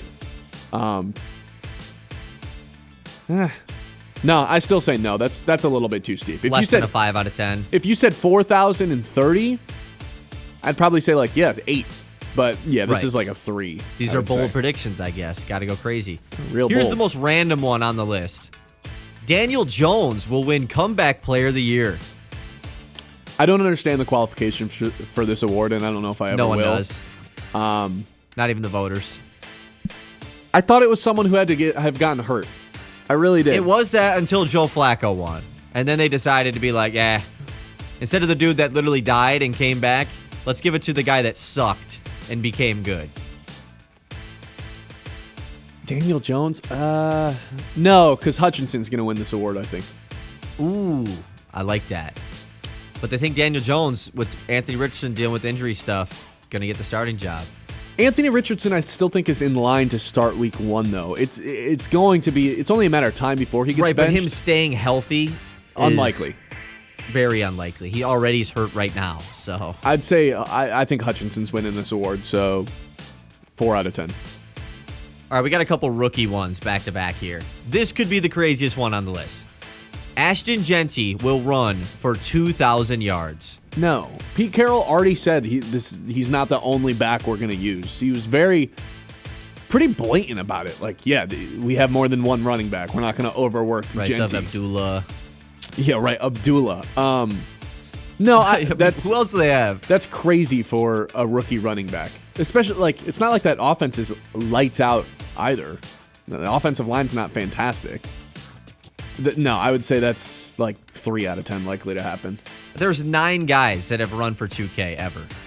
Yeah. Like him being the 10th seems kind of crazy. No one's ever done it as a rookie, obviously. If he were to do it as a rookie, I can't imagine the conversations around that.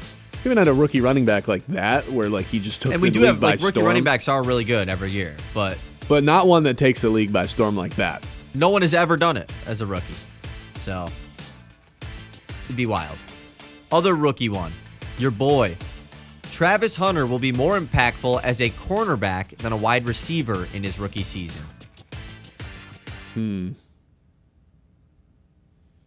No, I think he'll be more impactful as a wide receiver based on the team that he got drafted to and Liam Cohen being the coach, an offensive-minded coach. They trade up to 2nd overall to get him. Just a few months after they hire an offensive-minded coach as their head coach. They want to use this guy on offense. And he's got the best hands of... Everyone said this isn't a good receiver draft. Travis Hunter's a ridiculous receiver prospect. Some of the best hands I've ever seen in terms of just being able to jump, contort his body, get his hands on the football, and he catches it. Like, if his hands touch it, he catches it. I think his hands are too good to not have him be a little bit more impactful as a receiver. Yeah. I would agree with you on this one. I think maybe the Brian Thomas thing is maybe the lone reason why maybe you could say defense will be more impactful. But like you said, the offensive-minded coach thing is big. All right, 2 more. Okay. CeeDee Lamb will break the NFL record for receptions in a season.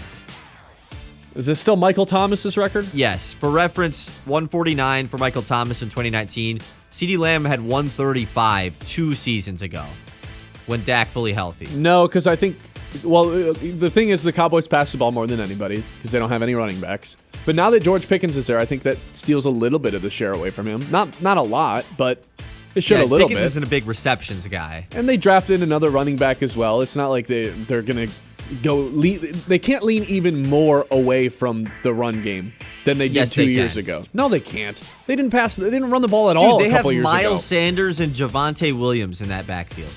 And they drafted a rookie. Did they? Jalen Blue. He was a rookie this year? Right? I know they drafted a running back at some point, right?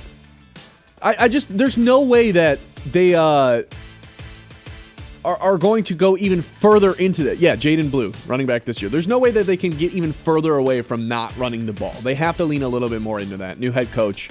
I mean, They literally just traded for a better wide receiver too. Like, wouldn't that mean they're going to pass even more? I kind of like this one, dude. I think I could buy it. Go ahead. I'm going to sit this one out. Okay. Last one. Kirk Cousins will start for another team this year. I don't think that's that bold. When someone gets hurt. Right. He would just have to get traded for or bought out and signed. He has no value to be traded for. No one's giving up more than a 6th-round pick to get him. But if they're exactly. But if Aaron Rodgers goes down and the Steelers, I don't think the Steelers want to roll out. Well, they did draft Will Howard. I don't know. I think if a starter goes down, Kirk Cousins is the first person to get moved. Unless people are still interested in Hendon Hooker. Do people want Hendon Hooker to be their starting quarterback? I know Ben Bosscher is still interested in Hendon Hooker. Very much. Fascinated. Still throw on his Tennessee highlights That's once in a while. All right.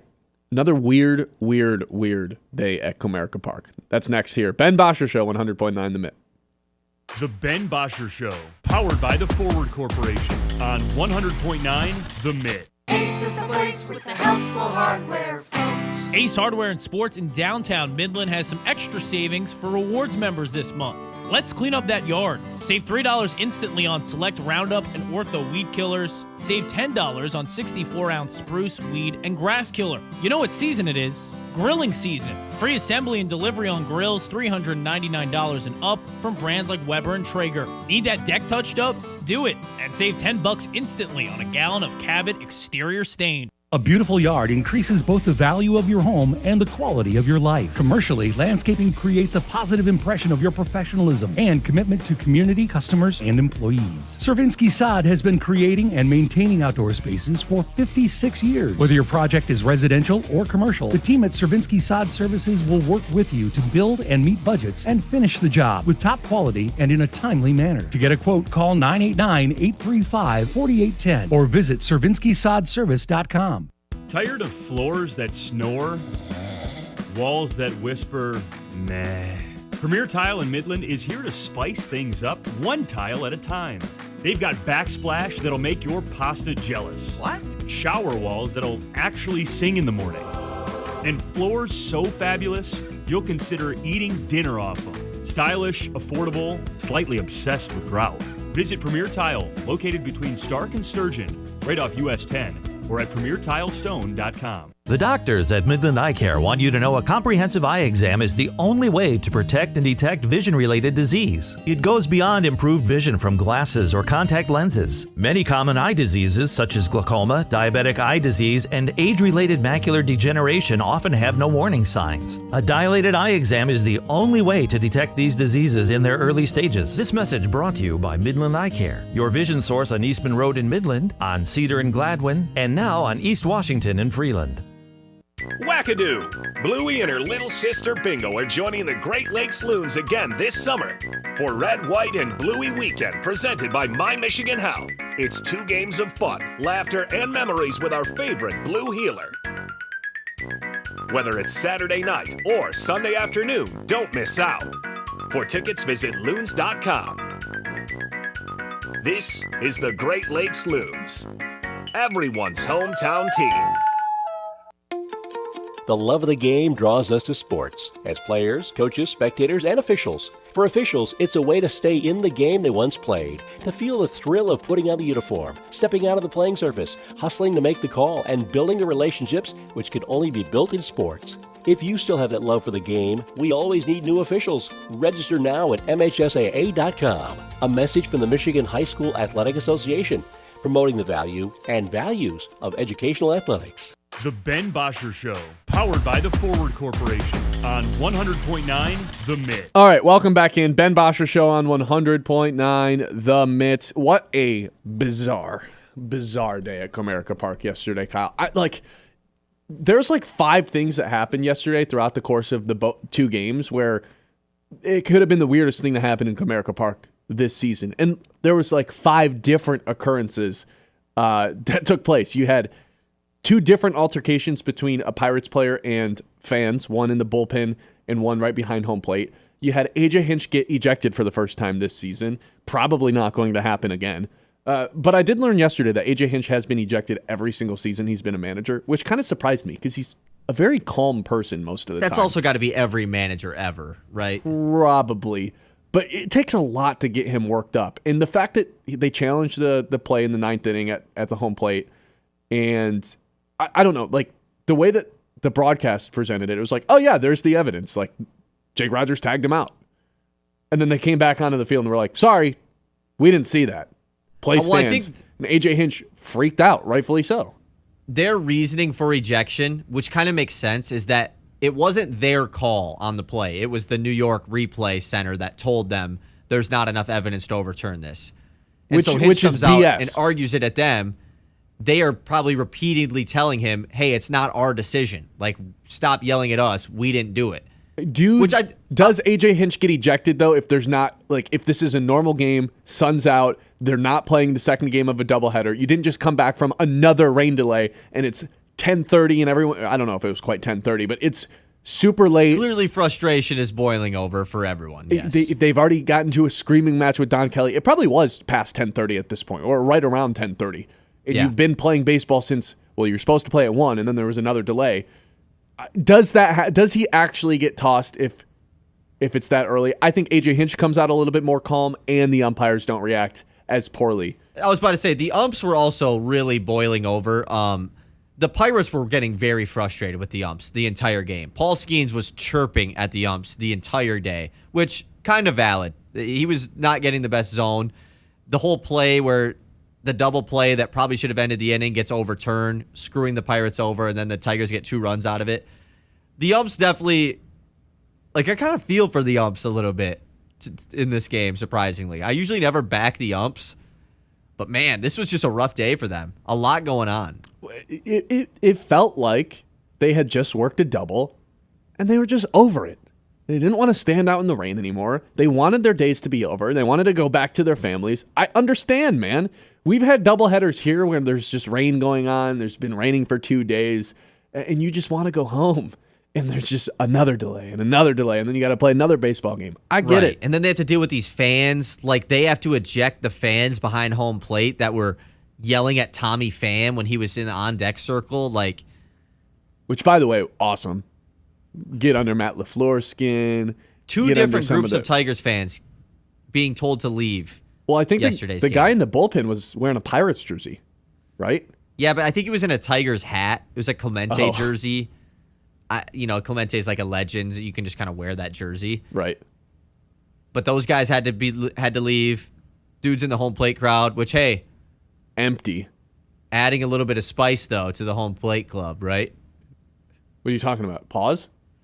No, them dudes going at Tommy Pham. Yeah, no, good. Yeah, Thank God. Adding a little bit of aura to the home plate club. A little bit, but the beginning of game 2, it was literally empty. There wasn't a single person behind home plate in that crowd other than Pause. Okay, I got a question for you. Calling out this Liddy is good. Dunn. What's up? After that big delay, they restart at 10:10, I believe. I was going to say, which delay? The second one. Okay. let's say you were at the game, full day of baseball. Do you stay? Yes. Because there was not many people that stayed, but the people that did were all on their feet, like hyped up. I refuse to leave sporting events early. I'm too scared of missing something historic, and I don't think I'd ever Even be if you able had to to do forgive this myself. show this morning. Yeah, which you I don't would have had to, obviously. I don't think I'll ever forgive myself if I were to leave early. So when the Dodgers were in town last year, we ended up going to that game, and we had a Loons game that day. It was a 1:00 start, and there was a Loons game at 7. So we had to be here at some point. And I remember getting the text from our driver like, hey, I'm going to the car. Like, you guys got to meet us at the car here. And I was like, yeah. It was Brad. I was like, yeah, on my way. Did not leave my seat. Did not leave my seat. And I'm so glad I didn't, because we got to see, who was it that hit the walk-off home run for the Tigers that day in extra innings? I wasn't there. I can't remember. I don't remember who it was now. Now I'm going to go crazy. Someone hit a walk-off home run against the Dodgers, and I ended up sprinting to the car to make up for lost time. But I was like, yeah, I'm not missing this, dude. It's the bottom of the 9th inning, and the Tigers have a chance to beat the Dodgers. And that was at the time the best game of the season. So good, I can't even remember who hit the walk-off. Gio Urshela? Yeah, it was Gio Urshela. Shout out Gio Urshela. Yes, I remember this now. I do remember this. And I was like, I'm not like, I get it. We got to be back in Midland, but I can't leave this game early. What if this happens? So they had to wait for you? It was just your choice to stay? Yeah, and I was like, John, we're not leaving. And I was like, all right, they're waiting on us. And we sprinted back to the car, just running across the city of Detroit. It was great. And I'm glad I made that decision. I don't leave sporting events early. You can't do it. Yesterday, though, I really don't blame people if they left, especially if you were at both games all day. Well, you ended up making the right decision, too, because the 10th inning was disastrous. Yes, it was very disastrous. Holton, I mean, we've known the bullpen was bad, but Holton and Herter now are just lost causes to me. Like, Herter's I not give a up. lost cause. I give up. No, he's both of them. I give up. Useless. No, come on. Herter's had a good evidence stretch of being good. They needed 3 outs from him, and he gave up 4 runs. Okay, but if we're starting with the runner on second, gets screwed over with the home plate call. Like, imagine if that call gets flipped around. I don't know, man. He couldn't stop the bleeding. Unless your name is Tommy Canley or Will Vest, I just don't really trust you at this point. I do agree Maybe with Herter's a little bit better than some of these other guys, but Holton's dead to me. I agree. Herter should have been the opener. Why is Holton still opening games? He can't do it. He can't do it anymore. He gave up 2 home runs right away. One of them to dead center. Just destroyed the ball. Yeah, Holton it sucks because he's been like the hero the last 2 years, just all over the place as the weapon lefty, and now he's just unplayable. It's a weird day. They need to trade for another guy. And then we haven't even talked about like some of the other weird stuff that happened in this game to where, like, I don't know, just the rain, Skubal having that just bizarre first inning where he walked 2 guys, like just time and time again, weird. I have a very hard time thinking that will be topped in terms of strangeness yesterday. Just a lot of weird stuff happening in Comerica And in the Park. first game, which I know the second game was the weird one, Tigers have 4 sack flies.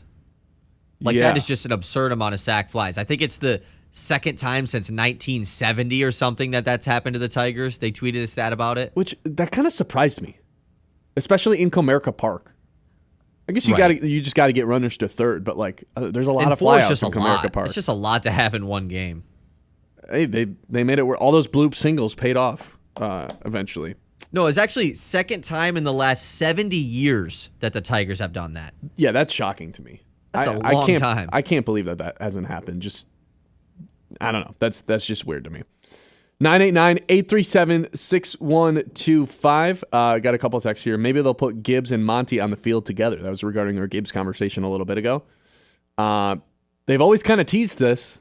They've never really done it. But new offensive coordinator, I guess I wouldn't be surprised. They did. There was some reports from minicamp that they were using Gibbs in unique ways because the beat reporters get these guidelines of what they can and can't report on. Like, you can't report on formations and stuff like that. But the fact that they were like, they're using Gibbs in ways that we've never seen. First, I was like, well, we've been hearing that for a long time. Yeah, we heard that his rookie year and sophomore year. And now But I don't know. Just to double down on it, I was like, maybe there is something cooking there.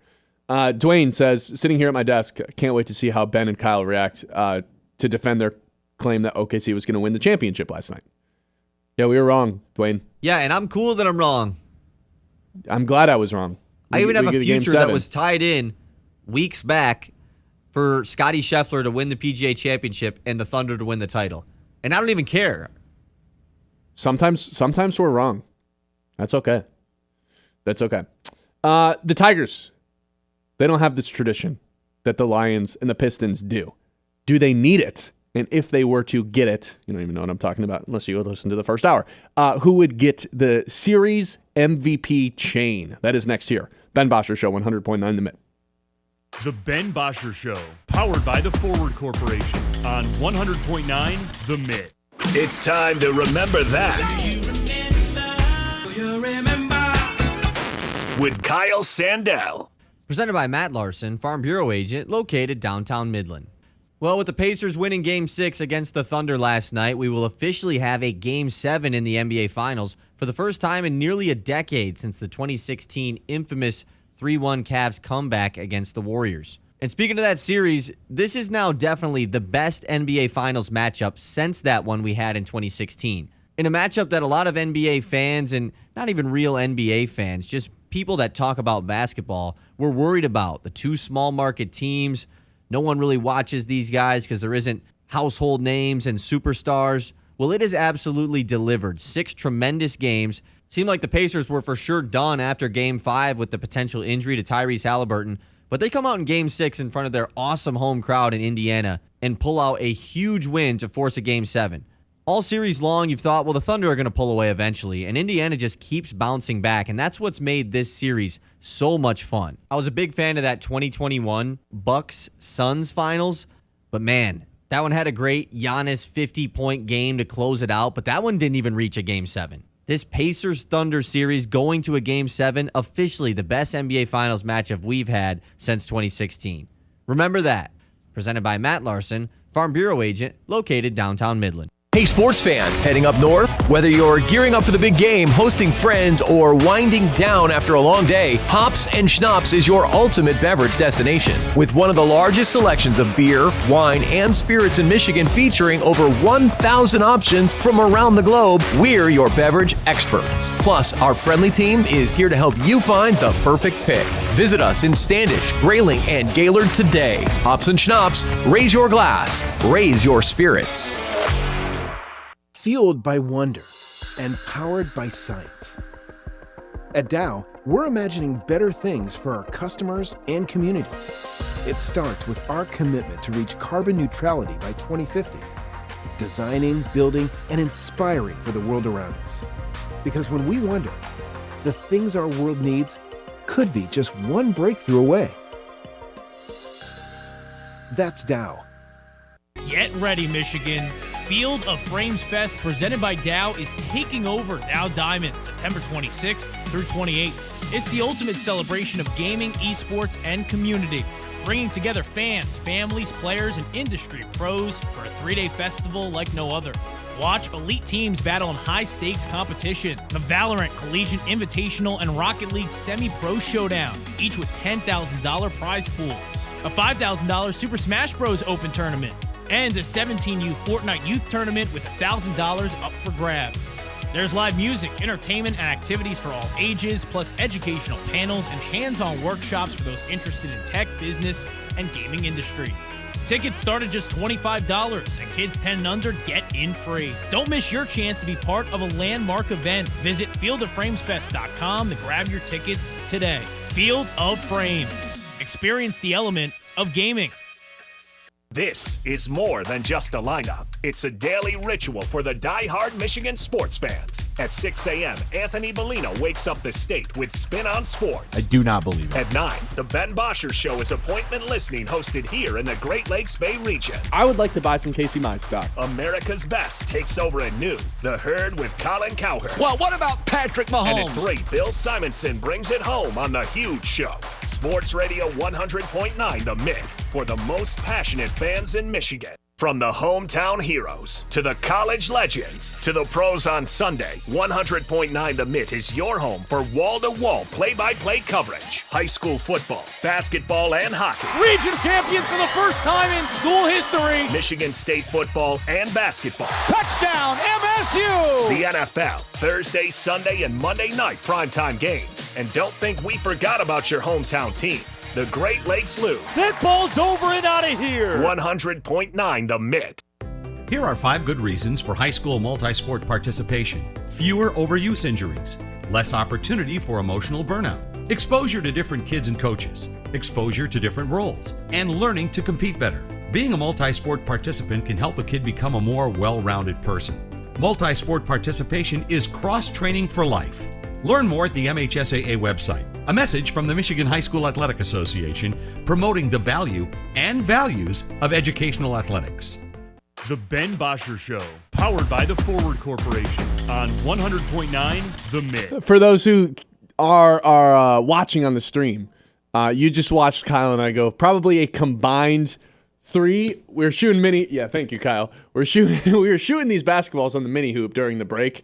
I think we went a combined 3 for 40. That was tough. Yeah, that was brutal. make it 3 for 42. 2 tough ones there. Okay. The Tigers. They don't have great locker room presence in terms of their social media. Every Sunday, we wait around for Dan Campbell to give out game balls. We get the clip. We all love it. We get the speeches, the locker room speeches. Guys who get the game ball get to talk a little bit. Always something to look forward to after the Lions win. The Pistons started a tradition this year where they started handing a belt off. I don't know what they called it, like the teammate belt, the win belt, but anytime they won, they got one of those Pistons WWE belts. They handed off to someone who deserved it. It wasn't necessarily the leading scorer, but someone who stepped up and was doing the dirty work and was a reason that they won that game. And it got passed around after every single win. I think the Tigers need one after series wins. The Tigers win a series, and they should be handing off, they can't just rip off a belt, even though the belt is by far the coolest thing. And I don't think game balls are really a thing in baseball. But some sort of chain with the old English D, this big chain, blinged out. They should hand that back and forth to each other, giving out essentially what a series MVP would be, but more so like who really stepped up in a big way situationally. Who did some of the dirty work? Like, for example, I don't think Cole Keith should have won a series MVP or a series win chain against the Pirates, but pinch hits, lefty-righty matchup, hits a ball out to the outfield, sac fly. Like, small stuff like that. Like, hey, we know you came off the bench today, but we needed you and you came through. Even though you didn't get a hit, you got the RBI and it ended up being a crucial RBI. It's that kind of stuff. And I guess it wasn't that crucial because it ended up being a blowout game in game 1. But it's that kind of stuff. They should be handing out some sort of serious MVP chain. I want to get this word out because I want this to happen so bad. And if there were to be a series MVP or a series win chain that got handed around, I think after yesterday, it has to be Riley Greene that would be wearing the chain for the next few days. Because Riley Greene had one hell of a series and has had one hell of a June here in 2025. Well on his way to becoming an all-star for the second consecutive year. So far in June, 323 average, 874 OPS is just dominating right now as I think the face of the Detroit Tigers, Kyle. Well, as far as this series goes, yeah, he's a series MVP. I mean, had that humongous bomb, 6 RBIs and 5 hits. Just had himself a tremendous series. With the chain thing, or the whatever it is, just the idea of having a MVP like the Pistons had the belt. The Pistons for sure inspired that idea from the Lions, right? They had to have. Yeah. All the Detroit teams have openly said they get a lot of stuff from the Lions. They look at that culture and try to embrace it. And I think the Pistons did a really good job of that last season. And the Tigers did a really good job at that at the end of last season, and even more so this year, where the locker room and team and culture and effort level, really for that matter, go way beyond just who's good at baseball. This team hustles harder than any other team you watch across the big leagues. I think the Tigers have had a good social media year too. It's it seems like a missed opportunity, like you're saying. Because they always do the video after the win, the Tigers doing high five, like they do the high five line, but it's kind of corny a little bit.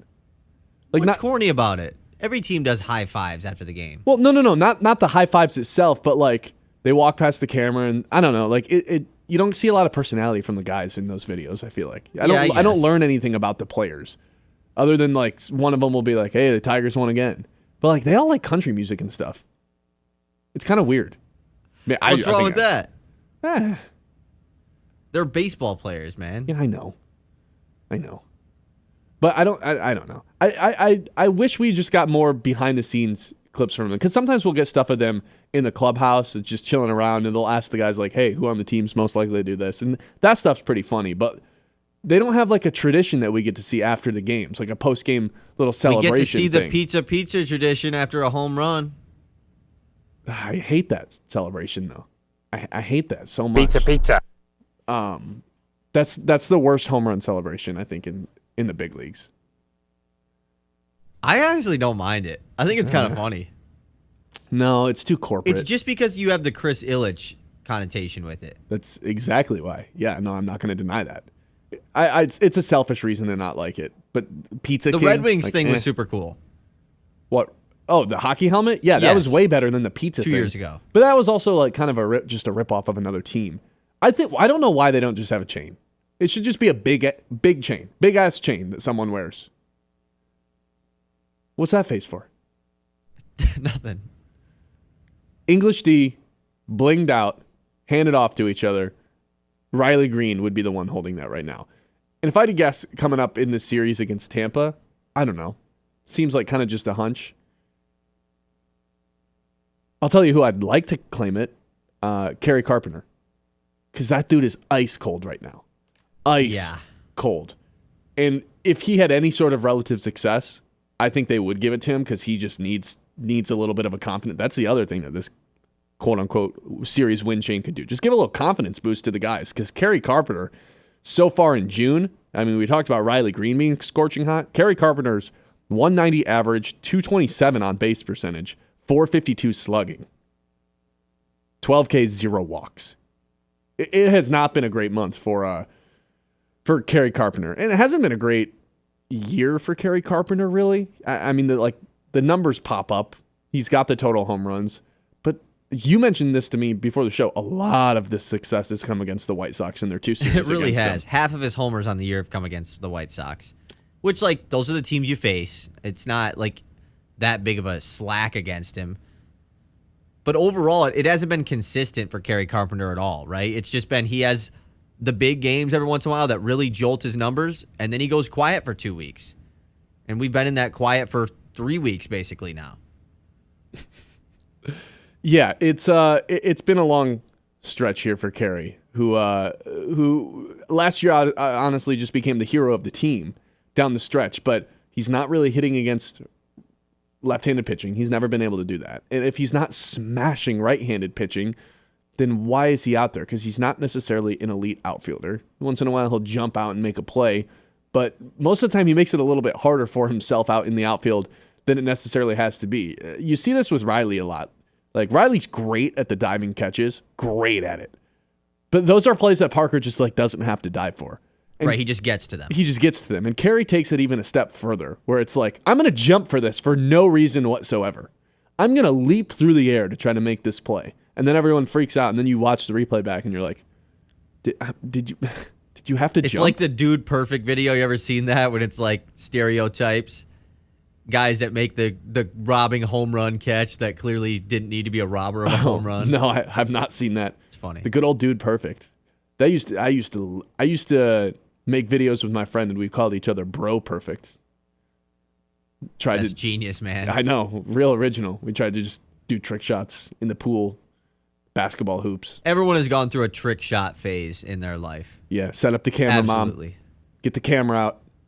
Got to get this on film. I'm going to hit a behind the back shot from the 3-point line without looking. It's going to be crazy. All right, we've still got a lot to get to today here on the Ben Bosscher Show. 11 o'clock hour coming up. Riley Greene I think is a fascinating person to talk about right now. Not only is he scorching hot, but I personally believe, more so than Tarik Skubal, Riley Greene is the face of the Detroit Tigers. What does that mean? What are the implications of it? What are the qualifications of it? We can get into all of that coming up here in the 11 o'clock hour. We've still got our mid-morning catch to get to. We've got our two traditions to close every single show. It is the lock of the day. And, of course, we're going to predict Colin Cowherd's Open. I don't feel great about this series against Tampa Bay. I will tell you about that in the 11 o'clock hour as well. This is the Ben Bosscher Show. Week number 3, guys. This is the 15th show, the third week that we've been live here on 100.9 The Mitt. It has been fun, and we've still got another hour to get to this week, so stay tuned. It is the Ben Bosscher Show right here on 100.9 The Mitt. The Ben Bosscher Show, powered by the Forward Corporation on 100.9 The Mitt. At Tommy's Express, you can get your car clean, shiny and dry in just minutes. Our state-of-the-art eco-friendly wash delivers a spotless finish every time. With the Tommy Club app, enjoy unlimited washes or paper wash. Skip the line with license plate recognition and manage everything right from your phone. Fast, clean, and simple. Visit Tommy's Express today and see the difference. Text Clean Card to 86697 for a free works wash. Offer valid for new guests only. By participating, you consent to receive promotional information text from Tommy's Express. Message and data rates may apply. Message frequency varies. Transform your outdoor space with Maple Hill Nursery. Whether you're a gardening enthusiast or just looking to relax in style, they have everything you need. From premium polywood furniture that never needs painting to top quality plants and trees, Maple Hill Nursery has it all. Plus, they offer free setup and delivery on in-stock barbecue grills.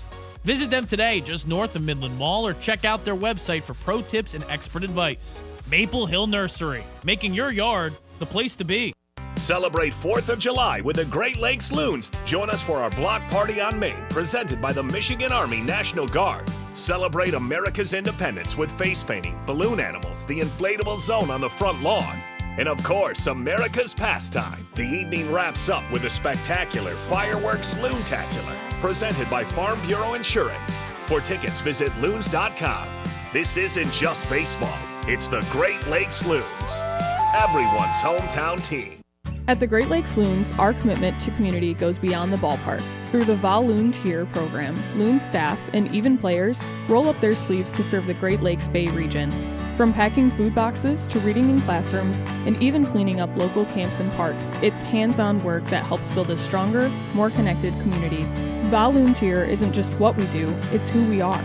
Because being part of this region means showing up when it counts. The Great Lakes Loons, serving the Great Lakes Bay region since 2007. We're in your town, your school, your huddle. 100.9 The Mitt is here for sports fans in the Great Lakes Bay region. From the hardwoods of Saginaw to Midland's Friday Night Lights. From the streets of Bay City to Freeland, Frankenmuth, and Hemlock. We roll through Beaverton, Auburn, Pinconning, Essexville, and Shepherd. All the way to Gladwin, Birch Run, Coleman, and Bridgeport. This is your sports station. High school, college, NFL, the Loons. It's all right here. 100.9 The Mitt, Mid-Michigan sports leader. Sportsmanship has never been more important between the lines in athletics and outside those lines in our communities. To listen, to respect, to understand, to practice common decency, to have competition without contentiousness. Sportsmanlike qualities are essential components of life itself. Let's all work together to not only be good sports, but good people. A message from the Michigan High School Athletic Association, promoting the value and values of educational athletics. From the Blazy Electric Studios, this is Sports Radio 100.9 The Mitt, WLUN, Pinconning, Bay City, Saginaw, Midland. Welcome back into the Ben Bosscher Show. Hour number 3 getting started right here, right now on 100.9 The Mitt. If you're tuning into our YouTube, that is fantastic. Thank you so much. Please subscribe if you haven't already. It'd go a long way. With that being said, I think Riley Greene is the face of this team, this Detroit Tigers team. And I know Tarik Skubal has brought the hardwood home. He's the reigning Cy Young, well on his way to a consecutive Cy Young. I'm not saying he's not the best player. I'm saying I think I'm more confident that Riley Greene's going to be a Tiger 5 years from now than I am Tarik Skubal's going to be a Tiger 5 years from now. And I think when you talk about someone as the face of the franchise, that's a sacred title. That's not who's having the best season. That's not who was an all-star the most recently. That's something that shouldn't be changing very often, right? It was Miguel Cabrera, Justin Verlander for a long time. Even up through like 2019, Miguel Cabrera was the face of the team. Once he retired, I think it did become Riley Greene. And I don't think he's given up that title, that throne of being the face of the franchise. Now, Tarik Skubal has obviously surpassed him in terms of who's a better player in the league. Obviously, completely different positions.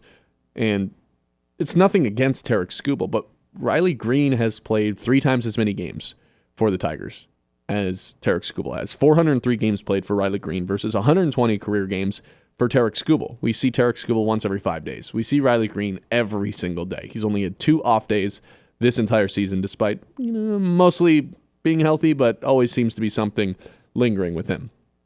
And the other aspect of it, too, is Riley Greene was the first position player that Al Avila drafted in the first round. When Matt Manning, 16, Alex Faedo, 17, Casey Mize, 18, 1.1. All 3 guys right-handed pitchers.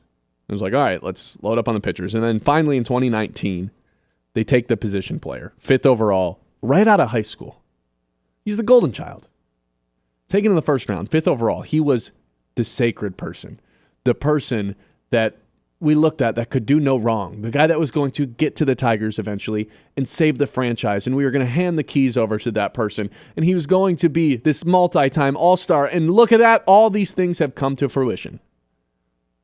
Torkelson was obviously taken 1.1 the next season, but he went to college, right?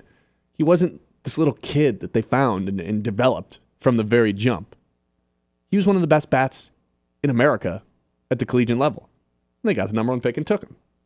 Riley was that guy that they took right out of high school, a guy that they wanted to mold and shape to become the face of their franchise. And I think he's done that. Again, this is nothing against Tarik Skubal, but are you confident that he's going to be a Tiger in 2 years? I'm semi, but I'm very confident Riley Greene is not going anywhere. And for that reason, I think Riley Greene is the face of this franchise. He embodies everything that it means to be a Detroit Tiger. He was handed the keys to this franchise as soon as Miguel Cabrera left. I think that was always kind of the succession plan to who was the leader of the clubhouse. At 24 years old, I think he has embraced this role well. I think people look up to him despite not being, the highest paid player on the team or the guy with the most experience. But I think the Tigers made it clear, even before Scott Harris and everyone got hired, that this is going to be Riley Greene's team. And even after Scott Harris got hired and they had a new president of baseball operations, that didn't change anything. Because Riley Greene is the focal point of this team. Now, we've got a lot more talent surrounding him, and Spencer Torkelson and Kerry Carpenter, but it's always been Riley Greene's team. Whether it's the mentality, the approach, the confidence in himself, the selflessness style that he plays with. He'll play anywhere in the outfield. He'll be DH. He'll do whatever you ask him to do, and he's always going to believe in himself that he's going to come out on top, even when he's in the middle of a slump. That is what it takes to be a Tiger and to be the face of the franchise. And for that reason, I think he is over the likes of Tarik Skubal. Nothing Is against this the something guy. that you think has changed for you this season specifically? No, I guess I just never thought about it in this way. Right. I think he had Because I always, remember when we he's always had been the face of Detroit sports talk, I don't know, a month ago or something. I think we did it on the payoff. R.I.P. And obviously it was mainly Lions, right? We ended up saying Hutchinson, it's likely. I think Goff really has a good case. But when we threw out the Tigers' name, Riley Greene's name was never brought up. It was always Tarik Skubal's like the Tiger candidate, Yeah, but if it's Detroit sports, I don't think it's anybody on the Tigers. I think it's just I agree. Hutchinson. But when we were throwing out the names, it's like, okay, you have Cade for the Pistons. You have Skubal for the Tigers. You have Larkin for the Red Wings. And it was just kind of not a discussion. So I'm just wondering if this season Riley Greene has done something to pass Tarik Skubal. Because I would think, at least from how we've discussed, Skubal's chance of being a Tiger long-term is higher right now than it was preseason. I agree with that. I think he's playing well enough to where there's going to be so much pressure on Chris Ilitch to where this is getting a little bit more likely to happen. But I don't think there's ever a doubt that Riley Greene's getting this extension, right? Like, if there's one person I had to bet on. Right? Is there? I don't know. If there's one person I had to bet on to get an extension, it'd be Riley Greene. I don't think would they're probably letting him agree go with you anywhere. on that. They're not letting him go anywhere. And that's part of the reason I think he's kind of the face, too. Like, he seems to be the number one priority. Let me ask you Skubal this. is still a priority, but I'd be shocked, floored, if Riley Greene wasn't a Tiger for 10 years. The team that the Tigers just played, Who's the face of the Pirates? Paul Skeens. No O'Neal Cruz. No, because Paul Skeens is kind of like a sensation off the field because of not the personality, but the girlfriend, the LSU thing. Like, everyone knew who this guy was before he became a Pirate, which is very rare in baseball. So he still overpasses the doesn't play every day, only is there every 5 days, but still is the face of that team. Yeah, because I think of just he does. The popularity of him. Yes. Because I'm just trying to decide, like, I don't disagree with you on the Riley Greene stuff. I'm just trying to figure out from what viewpoint you're really going at it from. Is it because he's a pitcher and not a position player? It's Is a it little because bit. of the drafted and, like, the high school drafted thing? I don't really get all that. Well, like, what makes a difference between Torkelson and Riley Greene? Riley Greene's better. Riley Greene is better, but I also, like, I don't But is know. that I think why? when you take a guy right out of high school, the way that they did with Clark, it's like this is our guy. Like, this is the guy. Like, we're taking a real risk here and taking someone out of high school. We see the potential of this guy to be the face of the franchise. Like, you don't take a player out of high school if you don't think that they can do that. It's a huge risk. And with Torkelson, obviously taking 1.01, but it's like, yeah, we've seen him do it in college. Like, we know he's a little bit further along. I don't know. I just think there's something special about when you take a guy in the first round, especially in the top 10, right out of high school. It's like you believe in him. Like, it almost becomes like, I don't even know how to describe it. Like, you get drafted to a team right out of high school as a top 10 player. It's like that kind of becomes your family in a way. I don't know. Maybe, like, I'm not a former player or anything, so maybe I'm just sound crazy right now. But I don't know. I just think there's something special about that. The Tigers have also, like, drafted a lot of guys out of high school, too. Like, it's not like it's some anomaly or anything, you know. Yeah, but guys out of high school in the top Clark, 5. McGonigal, Rayner. Right. But Riley was like the kickstart to a new era. Like, I know that rebuild took 10 years. I think that is that's the kind of the part thing that to it, too. That you get me the most, that I, like, agree with you, is that the Tigers were just so down in the dumps, and the farm system specifically was so bad. And he was, like, their first light at the end of the tunnel of, like, this guy can flip this thing around if he hits. And it's then coming next to thing you know, fruition. it's just gone up and up and up since that day. So I can get behind that, I guess. I just think that Skubal, like, embodies what a face of the team is, and also has the skill on the field to match it. Yeah. I don't, like, this feels like I'm knocking Tarik Skubal, and that's not really what I'm intending to do. I just think there is something, like, special about Riley Greene being a first-round pick and coming up through the farm system slowly. Like, it's not like they rushed him whatsoever. There was never an expectation to win immediately, but it was always kind of like, just trust this guy. Trust this process. Because Skubal was obviously a much later draft pick. Was the all-star for the first time last year. It's not like... And he was like an unexpected guy. He wasn't supposed to be the Cy Young. No. He was supposed to be Casey Mize. Exactly. But with Riley, it's like there's never been a disappointing moment with him. There's never been a moment of question of whether or not he was the guy. It was always, we were told he was. And look at that. He's about to become a 2-time All-Star. The same number of All-Stars Tarik Skubal's going to have. Like, I get it. Skubal's probably on his way to win back-to-back Cy Young. So, like, that never happened. So if you want to tell me, no, you're completely wrong, Tarik Skubal's the face of the franchise, I'm not going to, like, tell you you're an idiot. But I'd like to say, your face shouldn't change very often. You should have a face for like 5 to, like, when you sign up to be the face of the franchise, that's not something I take lightly. Like, Cade, I'm willing to say face of the franchise, but, like, I don't know, when they took Killian Hayes, I wasn't there at all. You know what I mean? I don't know who else was with you, but like, I guess I'm saying, like, there can't be any risk that person's leaving. And with Tarik, I don't think anyone feels with certainty he's going to be around in 2 years. I'd love to say he was. I want him to be. And if he does sign that extension, okay, then maybe he probably just is automatically the face of the franchise. But I feel with, like, certainty, Riley Greene is not going anywhere. If there's one player on this team that's going to be a Tiger for life, it's probably Riley Greene to me. That's fair. I do think, though, there's a good argument for Torkelson over Riley Greene, honestly. Why? We all just the hated first Torkelson overall last pick year. aspect. Nah, everyone still loves Torkelson, man. They love him now. We all hated Torkelson last year. But think about, like, what he's come back from. You know, he fought back from this terrible downhill that he went on last year, and has fought back leading the American League first baseman in home runs, like might even be an all-star this year, first overall pick. Like that guy's supposed to be the face of your franchise. I struggle to say Torkelson can be in this conversation just because there was some weird stuff last year where like, yeah, I'm not changing my swing. Like, do you remember all that stuff where he's like, and he has changed. Yeah, he finally came around, but why would it be Torkelson when Riley has like? There's never been a question about Riley Greene. There's been a lot of questions. I just think the first overall Torkelson. pick tag really plays into this. Fair.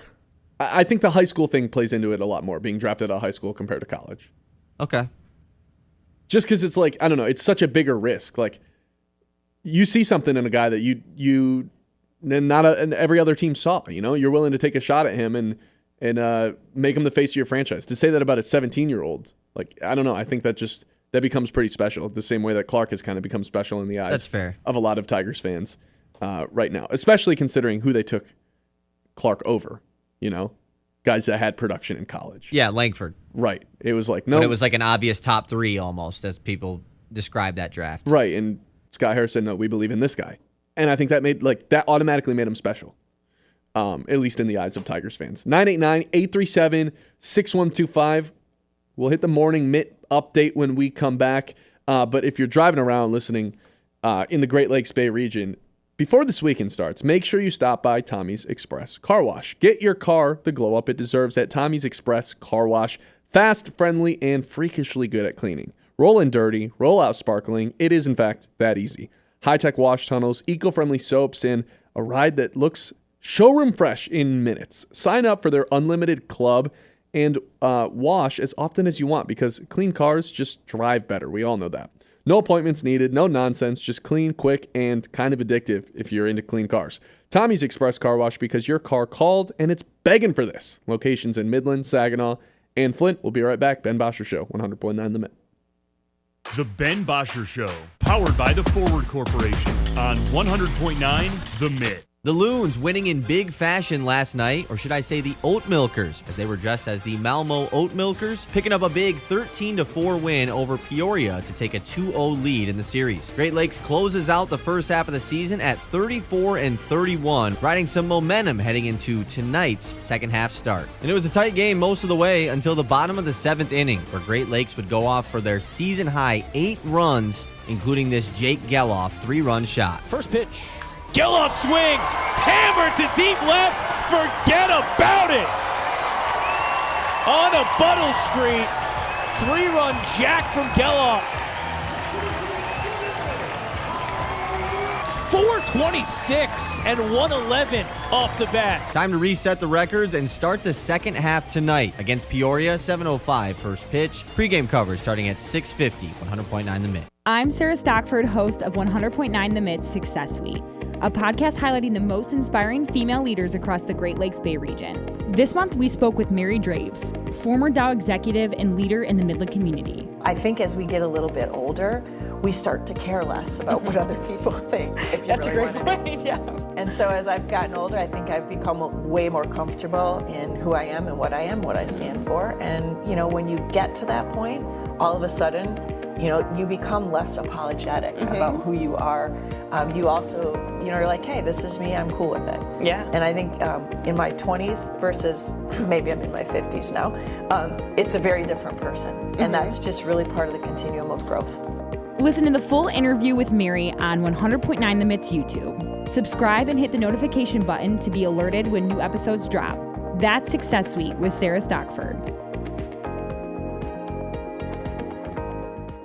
When someone asks me, when is the best time to start saving for retirement, my answer is simple. Today. I'm Kevin Spencer, your Midland Edward Jones financial advisor. I can help you build a plan for your ideal retirement by identifying your unique goals and keep you on track to achieve them. The sooner you get started, the better. Edward Jones financial advisor Kevin Spencer at 416 West Wackerly in Midland, under the green awning. Edward Jones, making sense of investing. Member SIPC. Experience world-class golf and family fun at the Dow Championship. Returning to Midland Country Club June 23rd to the 29th. Come and see top LPGA professionals compete in the only team-based event on the tour. Explore interactive fan experiences, family-friendly activities, and delicious local food vendors. Plus, veterans and children under 17 get in free. Don't miss out. Visit DowChampionship.com today for more information. The Ben Bosscher Show, powered by the Forward Corporation on 100.9 The Mitt. Before the weekend officially starts, here's everything you need to know. It is the Mitt's Morning Catch. The Mitt's Morning Catch. Hello, Hi, Kyle. Ben. Hi. You know what's coming up first? No, I don't. Finals, Game 6 last night, man. What? I mean, it was, I don't want to say what a game, because it wasn't that good of a game. But what a surprise. The Pacers pulling out the win over the Thunder. We have a Game 7 in the NBA Finals. Two best words in sports, right? Game 7. Game 7, yeah. We were debating this pre-show, just you and I. Best finals since, I think it's got to be the 2016 one. The greatest finals of all time.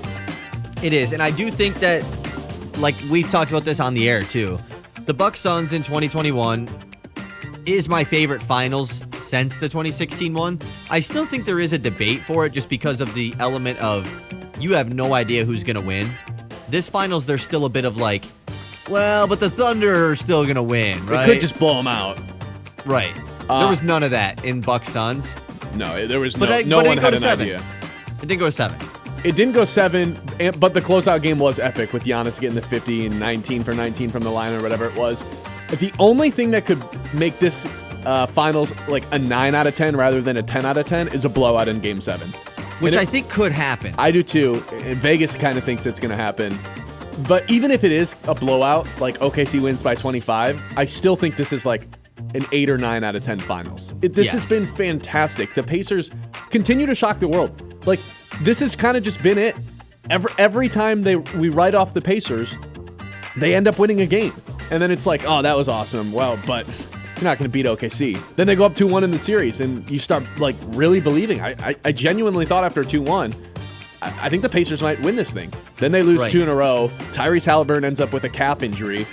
And when you're dealing with a calf injury, they said if it was the regular season, he'd be out multiple weeks. You hear that, and you're like, you're flying real close to the sun in terms of Achilles stuff. Like, that's how that stuff happens. And I think I told you this off air too, like, dude, I almost hope this thing wraps up tonight for the sake of Tyrese Halliburton's health. Because if he's out there playing on one leg for 2 straight games, you're just doubling the chances that something pretty tragic happens. And for the sake of him, I was like, I hope this just ends. He looked fine yesterday, man. He did. But he didn't even have a huge game. You would have had no idea he was dealing with a calf injury in yesterday's game. It makes me, I don't know, it makes me think like, was he even hurt? I don't know. Yes. He definitely was. Look, his Game 5, he was. This was hobbled, the definition of how the Pacers have played this playoffs. Everybody stepped up, man. TJ McConnell, another really good game off the bench. Andrew he's Nembhard something else. Continues to prove this whole narrative of like, man, if this guy was on his own team thing. But it's so true. Like, he's such a good secondary guard. And Siakam has been probably the most underrated, like, all-star player throughout this whole playoff run. I mean, he is consistently putting up 20 a night, playing good defense, getting out in the break. Like, another great game from him. Siakam's 1 game away from having 2 different rings on 2 different teams. And, like, there's some players being that the second best guy on those teams. Was he the second best player on Toronto? Or was it Fred Van maybe Fleet? Lowry. Fred Van Fleet. That team was deep. They had 4 really good players. But, like, a key role, like, more than a role player, I guess, is what I'm trying to... Like, how many guys can you say that about? Obviously LeBron, obviously Kawhi. Amongst active players, I can't really think of another person that's, like, way more than a role player. Rondo? Yeah. Not the best player on the team, though. Like, that's some pretty awesome stuff for Siakam. I don't know who to compare that to. An all-star on both teams to win a ring on each. Like, that doesn't happen very often. I'm trying to think of someone to compare that to historically. I don't know. Not Rodman. Ray Allen? Yeah, that's a good one. Totally but Ray different Allen, positions. even on the Heat, like, he was not nearly all-star level. Well, he won one. Yeah. I don't know. Siakam all-star on both. You know, it's kind of crazy. It's a very niche group. And by the way, with Nembhard, the way that he's guarding Shai Gilgeous-Alexander, unbelievable. Like, this guy was viewed as unguardable the entire regular season, and now there's like multiple guys stepping up and making life really difficult for SGA. And part of that's because Nembhard and SGA have been playing together for like a decade because they're both Canadian guys. He's not afraid of him. And like, there is an element of like, I know this guy. I'm not afraid of him. I've been playing against him forever.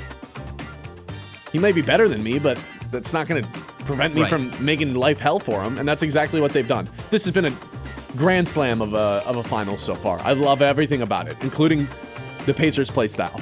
Honestly, Kyle, I'm rooting for the Pacers. I think that's what I've decided. Really? I want to see a miracle happen.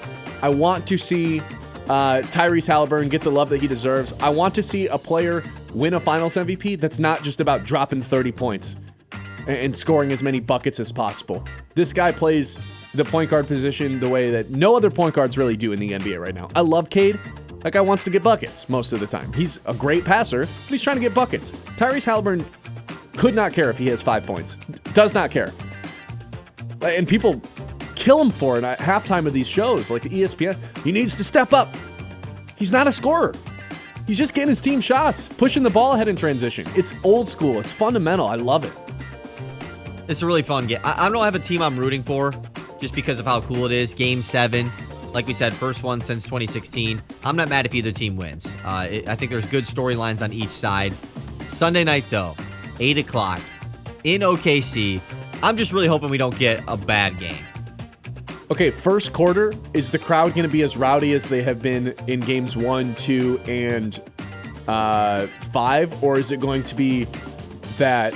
Worse. It'll be more rowdy. You think it's going to be more rowdy? Or do you think it's that, like, weird... It's game 7. I know, but, like, sometimes in these game 7s... Oh, like the nervous energy, kind of? Yes, that's exactly what I'm talking about. Because in that Golden State, like, game 7, back in 2016, like, you could feel it.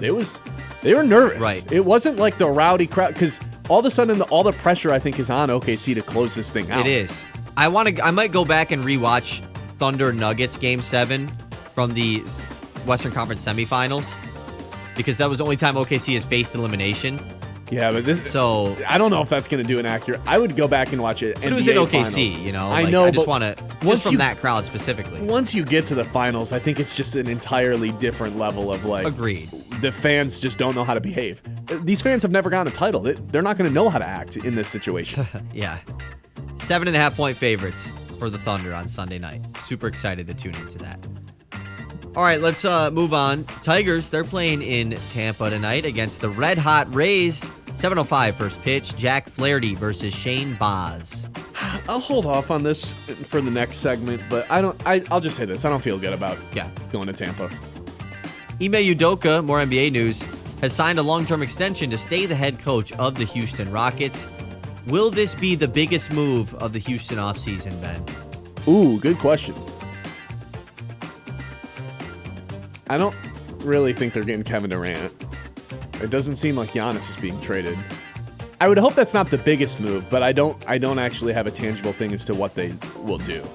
Your coach extension can't be your biggest move of the offseason if you're the Rockets. You've got so many pieces. You've got to make a trade and get it. But I also just wonder, like, they have so many assets that it has to be a big trade or it's nothing. You know, you're not trading all your valuable stuff for, like, a fine player. Like, if it's not KD or Giannis, then Jaylen Brown, is he on the table? You could reunite him and Udoka. Ooh. I actually don't hate that. I don't hate that either. But then I think he shows up and he's like, oh, sweet, this is my team now. And I don't know if the Rockets would like that. Yeah. But they kind of need a guy to step up like that. Because it's not Jalen Greene. Amen's not really a guy that I don't think you can give like him the team yet. I don't know. They're a weird team. They are a weird team. All right, let's close things out with a quick standings check in the American and National League as far as who's leading what divisions. Tigers still the best team in baseball at 48-28. The Yankees at 43-31 lead the American League East. Houston Astros at 43-32 lead the West. And then out in the National League, which it's a little bit tighter at the top there, the Cubs, best team in baseball, or in the National League, leading the Central at 45-29. Dodgers 46-30 leading the West. And a tie in the East right now between the Mets and Phillies at 45-30. The Mets right now, Ben, 6-game losing streak. Yikes. What's Juan Soto doing during this stretch? Yeah, for real. Probably nothing great. I don't really root on players to fail. I try not to ever do that. But It is kind of funny, Juan Soto struggling. It's a little funny, right? Sound like John Vicari. He's probably rooting on him to fail. Of course he is. I just think it is a little bit funny because, like, the thing that rubbed me the wrong way of him going to the Mets was like, yeah, like, I'm here for a great organization. Like, I think we could. No, save it. You're here for the money. They give you the most money. You already got your ring. That's all you care about. The fact that he's played for, what, 4 teams now? At 4 teams. At 24 years old? I think he's like 26 by now, but still. You It's don't just see crazy. young superstars like that play on 4 different teams. Like, it makes really no sense. Yeah, he is 26. It's one of the stranger careers. First half of a careers, I think, in the history of the and then league. he's just going to be on the Mets for the rest of it now. But it was all leading up to this, right? I mean, this is the first time he hit arbitration. Usually you just stay on your same team for those first 7 years, and then you go to free agency. But the Nationals were scared that they weren't going to re-sign him, and then the Padres were scared they weren't going to re-sign him. You know, ideally he is a Met for life, but I guess after this Devers deal, you can't really rule anything out, right? True. But that's also Boston. They're kind of notoriously And this is also trade away their half the stars. years. Like, he got 15 years? Soto's on 15, Yeah, man. That's crazy. Oh, man. He's going to be under... They're going to be paying him in 2041? That doesn't even sound right. Close to that. Like 2040, 2039, yeah. That's insane. 989-837-6125. All right, I'm pretty nervous about heading down to Tampa this weekend for the Tigers. I'll tell you why when we come back. Ben Bosscher Show, 100.9 The Mitt. The Ben Bosscher Show, powered by the Forward Corporation on 100.9 The Mitt. The new rebranded Matt Smith Modern Realty. Well, Matt Smith Outdoors was really reflective of how I started my real estate journey, taking my outdoor experience, moving that into the real estate space to help people buy and sell land. So many people in this region ended up calling me and wanting me to work with them to help them buy and sell homes. This new brand was more reflective of what I'm delivering to people in this region every day. It's July, it's hot, and Bounce and Bites is bringing the splash. Every bounce house, slide, and inflatable at our event will be soaked and ready for action. Water slides, splash zones, and giant slip and slides. Bring your swimsuits, towels, and sunscreen. We'll have the food trucks, the music, and a whole lot of good vibes. It's free to attend, and every dollar raised helps local kids get involved in sports, music, and more through the Moody Foundation. Join us Sunday, July 20th in Midland. Details at bounceandbites.com. The word bounce, the letter N, the word bites.com. The Moody Foundation, making a splash for a great cause.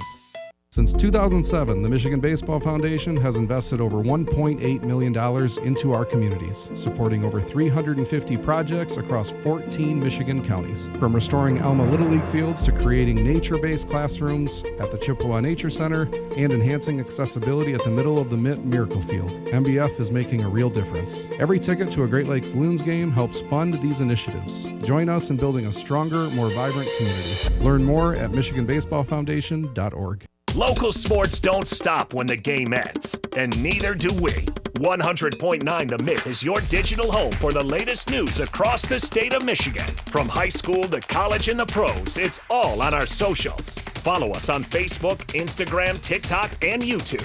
Just search 100.9 The Mitt and join the squad. Stay locked in on the latest stats and stories with exclusive video takes from local talent. Sports Radio 100.9 The Mitt. I'm Ben Bosscher, and here's what I think. I think replay should be taken out of basketball entirely. I think 2 super conferences would fix college football. I think the best football, basketball, and baseball players of all time are currently playing. I think the day the Lions win the Super Bowl is going to be the greatest day of my life. I think Monty Williams sabotaged the Pistons on purpose, and you can't convince me otherwise. I think Jim Harbaugh is one of the best coaches of all time, but most definitely cheated, got caught, and ran away. And I think you should tune into the Ben Bosscher Show, fueled by Forward Energy, weekdays 9 to noon on 100.9 The Mitt if you agree with anything I just said. This is more than just a lineup. It's a daily ritual for the die-hard Michigan sports fans. At 6 a.m., Anthony Bellino wakes up the state with Spin on Sports. I do not believe it. At 9, the Ben Bosscher Show is appointment listening hosted here in the Great Lakes Bay region. I would like to buy some Casey Mize stock. America's Best takes over at noon. The Herd with Colin Cowherd. Well, what about Patrick Mahomes? And at 3, Bill Simonson brings it home on The Huge Show. Sports Radio 100.9 The Mitt for the most passionate fans in Michigan. High school sports don't just happen. There's a ton of work that goes into every single athletic event. And we have our school's athletic director to thank for a lot of it. Thank you. For scheduling officials, so I can always play the game I love. For ordering quality athletic equipment, so I can stay safe on the field. For mentoring my coaches, so they can be the best role models for me. For coordinating transportation, so I can get focused for the big game. For helping us develop character and learn lessons that will benefit us for the rest of our lives. Thank you to our AD for always creating a positive experience for us. We'll never forget it. From all of us at the NIAAA, thank you to every athletic administrator in Michigan for all you do to enrich the lives of your students. It does not go unnoticed. This message presented by the NIAAA, the National Interscholastic Athletic Administrators Association. The Ben Bosscher Show, powered by the Forward Corporation on 100.9 The Mitt. All right, welcome back in, Ben Bosscher Show. I'm not going to lie, Kyle. I do not feel very good about the Tigers heading down to Tampa Bay to play in a 3-game series this weekend because, well, a handful of different reasons. Tampa Bay is one of the hottest teams in baseball right now. They're putting together some big wins. Not to mention the travel schedule. Usually not really a factor that you think about in baseball, but playing a doubleheader yesterday, not just any doubleheader, a doubleheader with multiple rain delays, where you basically were playing baseball from intended 1 o'clock start to 10:30 last night. They didn't apparently get to their hotel until about 3 in the morning. This morning, I guess, down in Tampa Bay, Florida. So that is a pretty quick turnaround. I wouldn't be surprised if they skipped out on batting practice today. Just out of a rhythm a little bit. Behind on some Z's. Tampa didn't have to travel. They've been at home this whole time. They were at home earlier this week. Obviously, again at home this weekend taking on the Tigers. Not to mention, I don't think anyone for the Tigers has ever played in this stadium, right? I can't imagine. Yeah, I mean, maybe at some point sneaking in a game there, but or a series. I would assume that Tampa had a better home record than they do, just because they're the only team that really gets run down in that stadium. It's pretty new for everybody else, and they're playing in one of the Yankees affiliates because Tropicana is still being rebuilt from the hurricane. But they're actually only 25-22 at home, which I thought would be way different. But they're catching steam here as of late, getting hot. And speaking of hot, it is scorching hot down in Tampa Bay. So there's just some weird stuff where it's that's atypical, where I don't feel necessarily great for the Tigers going into this. Not to mention Sawyer Gipson-Long tomorrow, Jack Flaherty today, and then Mize on Sunday. It's Mize hasn't been all that great here the past 3 starts, or the past 4 starts. The last one was fine. The 3 before that were not. Flaherty's been lights out, but his last outing was bad. And then Sawyer Gipson-Long, it's you just don't really know what you're getting. Right. So, and not that Tampa has anyone in line to shut down this Tigers lineup. That's not what I'm saying. But I don't know. This is the first time going into a series where I just don't feel great about it going into the weekend. Because typically I'm yep, any team in the league, let's do it. We'll take 2 out of 3 for sure. And I don't know. There's just something about this one where I'm yeah, I don't like it. Well, it's all about what happened yesterday, right? I mean, they were supposed to be originally done playing baseball at 4:30 yesterday. Yeah. Next thing you know, it's 10:30. They're still playing. Their manager just got ejected, and they lose on the weirdest game ever in terrible weather. People are hot. People are mad. People are angry. And now they got to hop on a flight in the middle tired. of the night, show up. A really tough spot for Jack Flaherty tonight. Horrible. I don't know how necessarily I'm down in them losing the series, but specifically tonight, Flaherty was coming off of his worst blow-up start of the year, which is fine because he had several really good runs in a row. Tough bounce back spot for him tonight, man. Real quick turnaround. In a smaller ballpark too, I don't know how you handle that as a pitcher. I would have told him to sleep during yesterday's game. If I'm AJ Hinch and we go into that second rain delay in the 9th, I'm hey, Jack, take a nap, man. Maybe he did. Start sleeping. Yeah, who knows? Maybe he did. Those clubhouses are nice. And pitchers are psychos, man. They have routines, especially nights before starts. Oh, and his routine got jacked up yesterday if he has one. Everyone's did. Everybody's specifically the guy who's starting. Yeah, it's going to be a rough one tonight if they pull it out. But hey, you know what did happen? Tell me. Tigers broke their Game 2 losing streak. Yeah. How many was it? Like 7 in a row? 6 in a row. So weird. So weird. Especially for a team that has that many like consecutive series wins. It's like, why do they always drop Game 2 of a series? I don't know. Again, I don't feel great about going into today. Will they win the series? I don't know. Will they win today? Probably not. I'd be pretty impressed what it takes from a team mentally to be able to win a game today. And like, you don't really factor this in with baseball very often, I feel like, right? It's kind of just, hey, wake up, you play baseball. Like, you don't have time to think about the travel schedule. But I don't know. Last night was one of those rare occurrences where it's like, there's no way this doesn't have an impact on the team. And sometimes I think it gets blown out of proportion. Like, remember, I don't know if it was game 2-3 or game 4-5, where there was some travel complications with the Pacers because there was bad weather and they had to like turn their plane around and they didn't get there till late. Like that, it's like, okay, whatever. You still have another day to get ready. With this quick of a turnaround, teams are used to doing stuff like that, yeah. And either way, you got a day off. This is like you just played 2 grueling back-to-back games in cold weather. It was raining. People are obviously like overflowing with emotions across the board. Like it felt like everyone was kind of just over it yesterday. And then you got to get on a plane. Sure, you don't have a Skubal start to rely on in the series. Right, and I'm sure the planes they take are perfectly comfortable, but like, I don't know, it's still a plane. It's not sleeping in a bed, and you get to your hotel at 3 in the morning. God, I wouldn't be surprised if they were still sleeping. Like, seriously.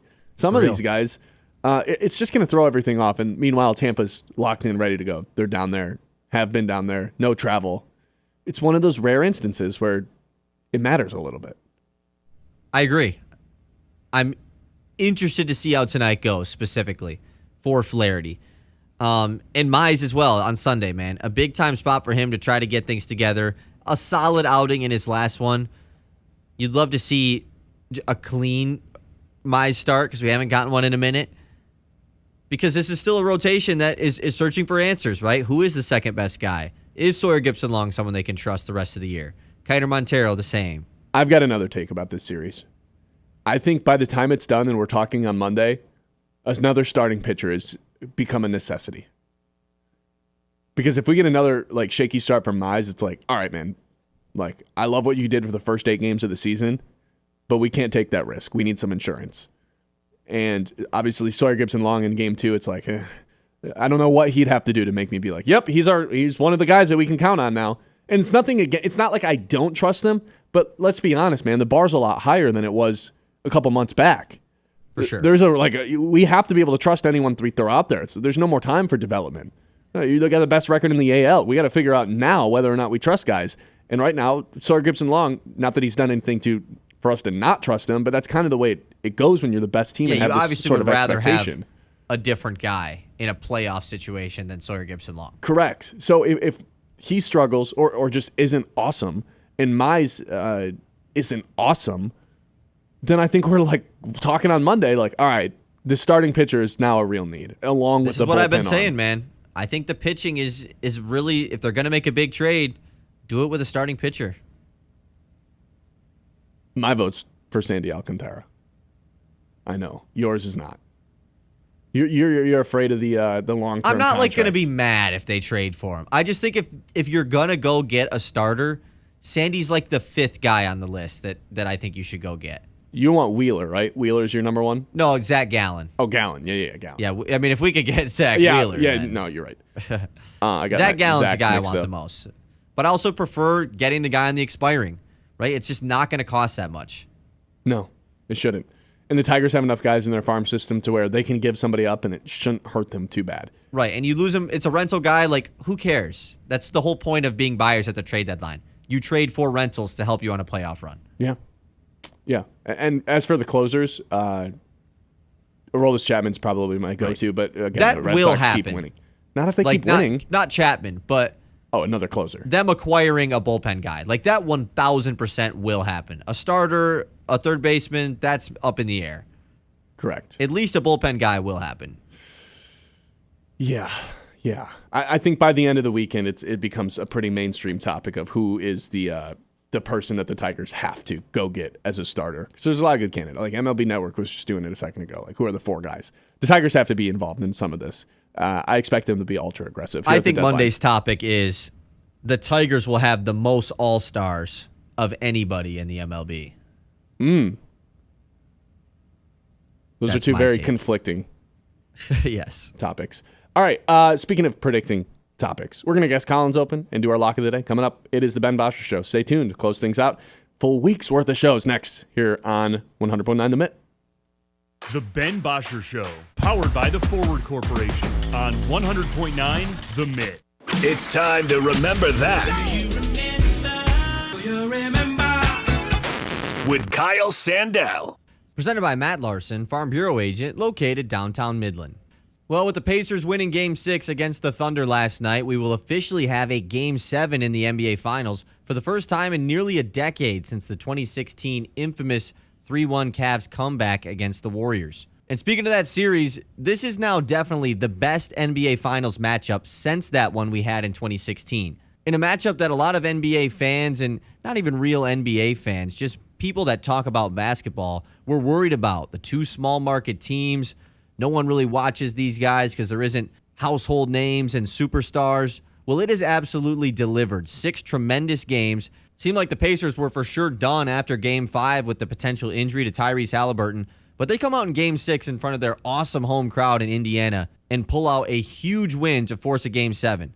All series long, you've thought, well, the Thunder are going to pull away eventually, and Indiana just keeps bouncing back, and that's what's made this series so much fun. I was a big fan of that 2021 Bucks-Suns finals, but man, that one had a great Giannis 50-point game to close it out, but that one didn't even reach a Game 7. This Pacers-Thunder series going to a Game 7, officially the best NBA Finals matchup we've had since 2016. Remember that. Presented by Matt Larson, Farm Bureau agent located downtown Midland. Something happens when we can't be our true selves. You can hear it in our laughs. There's the half-hearted chuckle. The courtesy conference caller. Yeah, great. And of course, the I'm only laughing because I'm dating your daughter. Oh, that's so true. If you want to laugh for real, try having some Miller Lite with some friends. It works. It's Miller time. Celebrate responsibly. 2021 Miller Brewing Company, Milwaukee, Wisconsin beer. The Michigan Baseball Foundation is more than just baseball. It's a driver of economic growth and community. Operating one of the nation's top minor league stadiums, MBF supports job creation and regional development. Through creative partnerships and charitable giving, MBF has helped bring projects like Dow Diamond, the East End Development, Fairfield Inn and Suites, the Plaza, and the Dow Bay Area Family YMCA to life, generating over $23 million annually in economic impact. Every Great Lakes Loons ticket supports these efforts. Learn more at MichiganBaseballFoundation.org. Now, wait a second, Sharon. So the Midland Area Community Foundation runs the Midland Area Santa House? You bet we do. And Midland Area River Days? Absolutely. Plus scholarships for students and grants for local nonprofits? That's like hitting the cycle and impacting our community. Anyone can step up to the plate and help build community capital for as little as $5. $5? That's the cost of a snack at the ballpark. How do I get in the game? Just visit MidlandFoundation.org and make a gift to our community investment fund. Every dollar makes a difference. Join the team. Give today at MidlandFoundation.org. Wackadoo! Bluey and her little sister Bingo are joining the Great Lakes Loons again this summer for Red, White, and Bluey Weekend presented by My Michigan How. It's 2 games of fun, laughter, and memories with our favorite Blue healer. Whether it's Saturday night or Sunday afternoon, don't miss out. For tickets, visit loons.com. This is the Great Lakes Loons, everyone's hometown team. I'm Ben Bosscher, and here's what I think. I think replay should be taken out of basketball entirely. I think 2 super conferences would fix college football. I think the best football, basketball, and baseball players of all time are currently playing. I think the day the Lions win the Super Bowl is going to be the greatest day of my life. I think Monty Williams sabotaged the Pistons on purpose, and you can't convince me otherwise. I think Jim Harbaugh is one of the best coaches of all time, but most definitely cheated, got caught, and ran away. And I think you should tune into the Ben Bosscher Show, fueled by Forward Energy, weekdays 9 to noon on 100.9 The Mitt if you agree with anything I just said. From Midland to Bay City, Saginaw to Sanford, From Frankenmuth, Freeland, and Hemlock to Auburn, Essexville, and Pinconning, 100.9 The Mitt is the heartbeat of the Great Lakes Bay region, and proud of it. We're your home for local sports, local stories, and local pride. Whether you're in Birch Run, Beaverton, Gladwin, Chesaning, or Coleman, football, basketball, hockey, Spartans, NFL, Loons, all right here. 100.9 The Mitt, Mid-Michigan's sports leader. When it comes to a gun suicide attempt, all it takes is a moment. My son, Ricky, took his life by the use of a firearm. It broke me, and I contemplated suicide. My grandson, I was gonna have to be here for him. I still own my firearm. I keep it in a safe because I want to keep my grandson and myself safe. Store your guns, locked, unloaded, and away from ammo. Hear more safe stories at endfamilyfire.org. Brought to you by Brady and the Ad Council. The Ben Bosscher Show, powered by the Forward Corporation on 100.9 The Mitt. All right, we've got two traditions to close every single show. The first of them being the lock of the day. Lock of the day. You better lock it up. No, you lock it up. You lock it up. Lock it up. Lock it up. All right, we took an L last night. I bet Oklahoma City closes things out because I thought Tyrese Halliburton was hurt. I don't think he actually was now. He looks perfectly fine. And I'm okay taking a loss because it means we got a Game 7. But Kyle, I know the people probably aren't okay with me taking a loss. So go ahead and give them an update on this week's standings. Yeah, you're down for the first time since last Monday. Overall, you're down. Under 0.32 units. So not that bad. Overall or on the week? Overall. On the week, ooh, you don't want me to get into the in-the-week stats. No, come on, give it to me. All right, well, the in-the-week stats aren't looking great. You are 2 units down. 1 and 2 on the weekly picks, or 1 and 3 now. So you kind of need to go, like, what's the strategy here? Are you going to make up for the entire week, or are you just trying to get back up above 500 overall? Look, man, we're down 2.5 runs. We gotta take a big swing here. We gotta hit a home run. I'm not talking but the about bases aren't even loaded. I'm not like talking. You got to get a guy on base first. Hey, I'm not talking about like a grand slam here. We don't need some crazy parlay to make up for it. But you said I'm down how many units? 0.32 overall. No, on the week, you're you're down 2 units. All right. Well, I've got a bet that's plus 240. So we hit this and we go over 500, or not 500, but we go positive on the week if we hit this. Fair? Fair. We don't play to lose, right? We don't play to get second. We don't play for that. If we're down going into Friday, we're taking a swing to try to get back even. So that's what we're going to do. I am taking Indiana to outright win Game 7 of the NBA Finals on Sunday. This is the first time we did this. Usually it has to be same day as the lock of the day, but since we're going into the weekend, I feel like this is justified. Since it's Game 7 of the NBA Finals, I feel like this is justified. I believe in this Pacers team now, man, and as I said that, the odds are currently dropping, so go ahead and bet it now, because... Yeah, you got it at plus 265 this morning, right? Seriously? And then now it's 240? It's 230. That's what you told me. It's 235 right now. So 265 in the AM. So it's dropping pretty fast here. I believe in this Pacers team, man. I believe in the yes sirs. They've convinced me over the course of this NBA Finals that they're worthy of it, and they took it to Oklahoma City in a way that I just did not expect yesterday. Oklahoma City probably felt the same way I did, where hey, their best players hurt. We should be able to close out the finals, go into it with a little less urgency than the Pacers did, and it showed. They played on their heels. They barely were moving the ball around. It turned into SGA ball once again, and the Pacers played with that confidence, played with that swagger. The back and forth, who has the momentum? Uncle Mo. He's jumped back and forth like 4 different times in this series, and I can point to the exact moments that it has happened to. Oklahoma City in control going into the series and for the first 47 minutes of Game 1. And Tyrese Halliburton steals their swag in Game 2. Oklahoma City takes it right back, right from the jump in Game 2. So all of a sudden, Uncle Mo's back with the Thunder. They go into Game 3, and Indiana plays with way more confidence, way more swagger, just in control the entire game, takes it right back.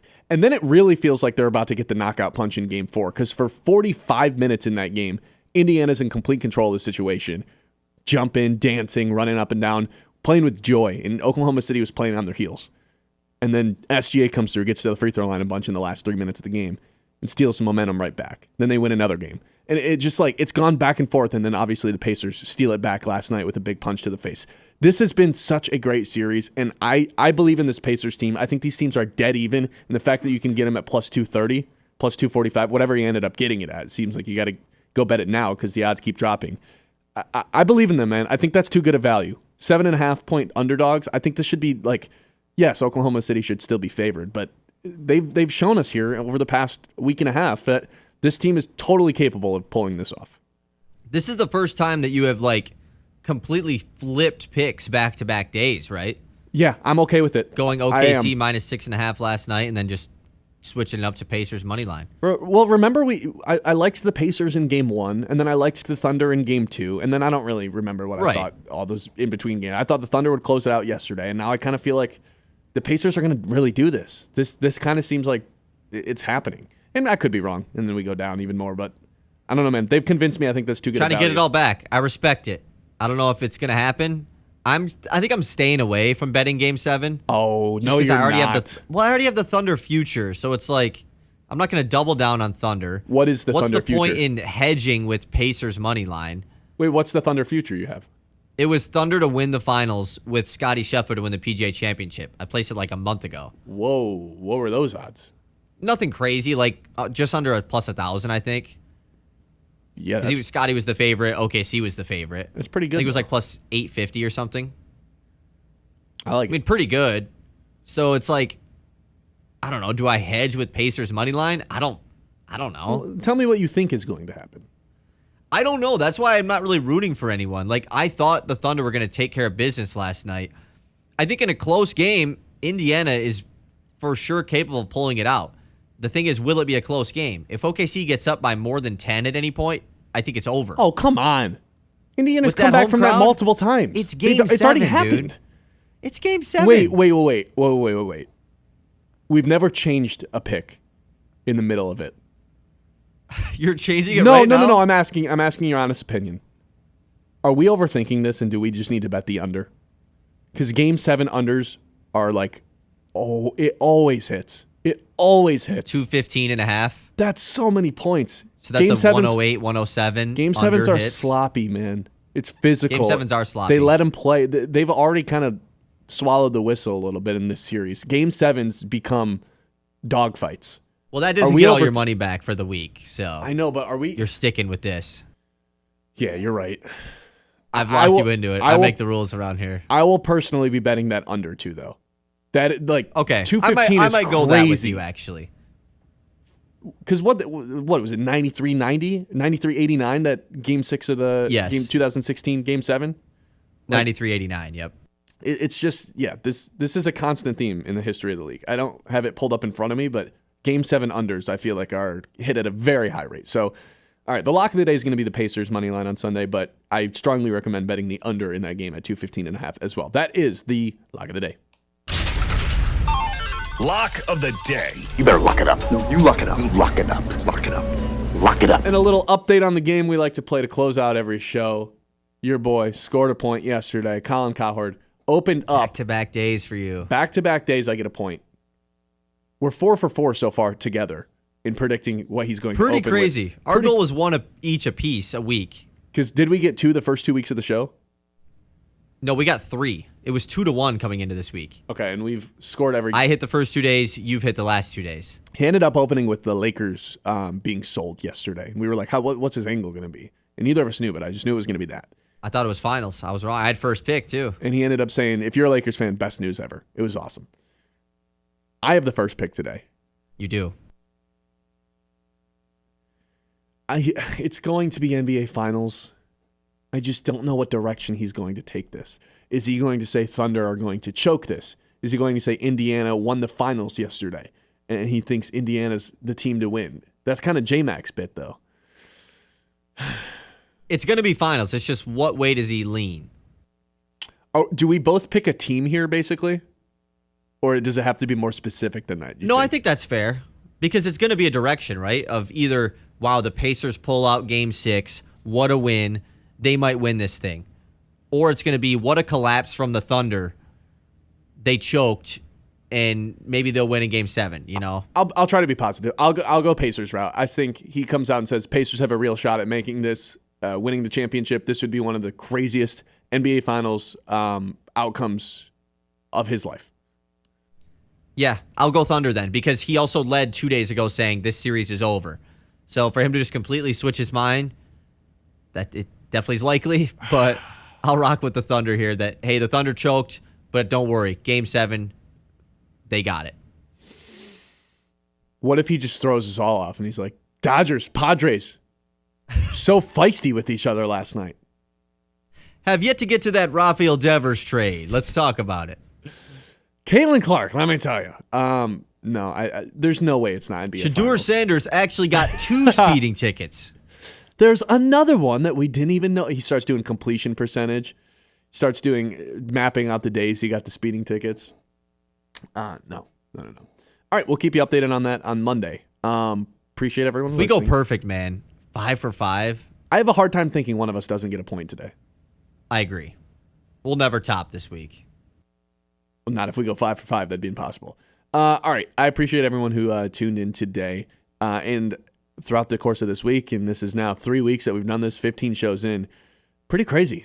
Pretty crazy how fast this has all gone by. This is a new normal now. So appreciate everyone who's listening. Shout out to all the people that still ask, why is Dan Patrick not on the air? Still get one of those once in a while. I always smile when I see that. Hey, it's because we're here. We're talking about the Lions, Pistons, Tigers, Wings, Michigan State. That's how we're making it up to you guys. All right. We'll talk to you guys on Monday. That was the Ben Bosscher Show. Hope it was all worth it. That's how we used to close off the payoff. Keeping it alive. See ya. The Ben Bosscher Show, powered by the Forward Corporation on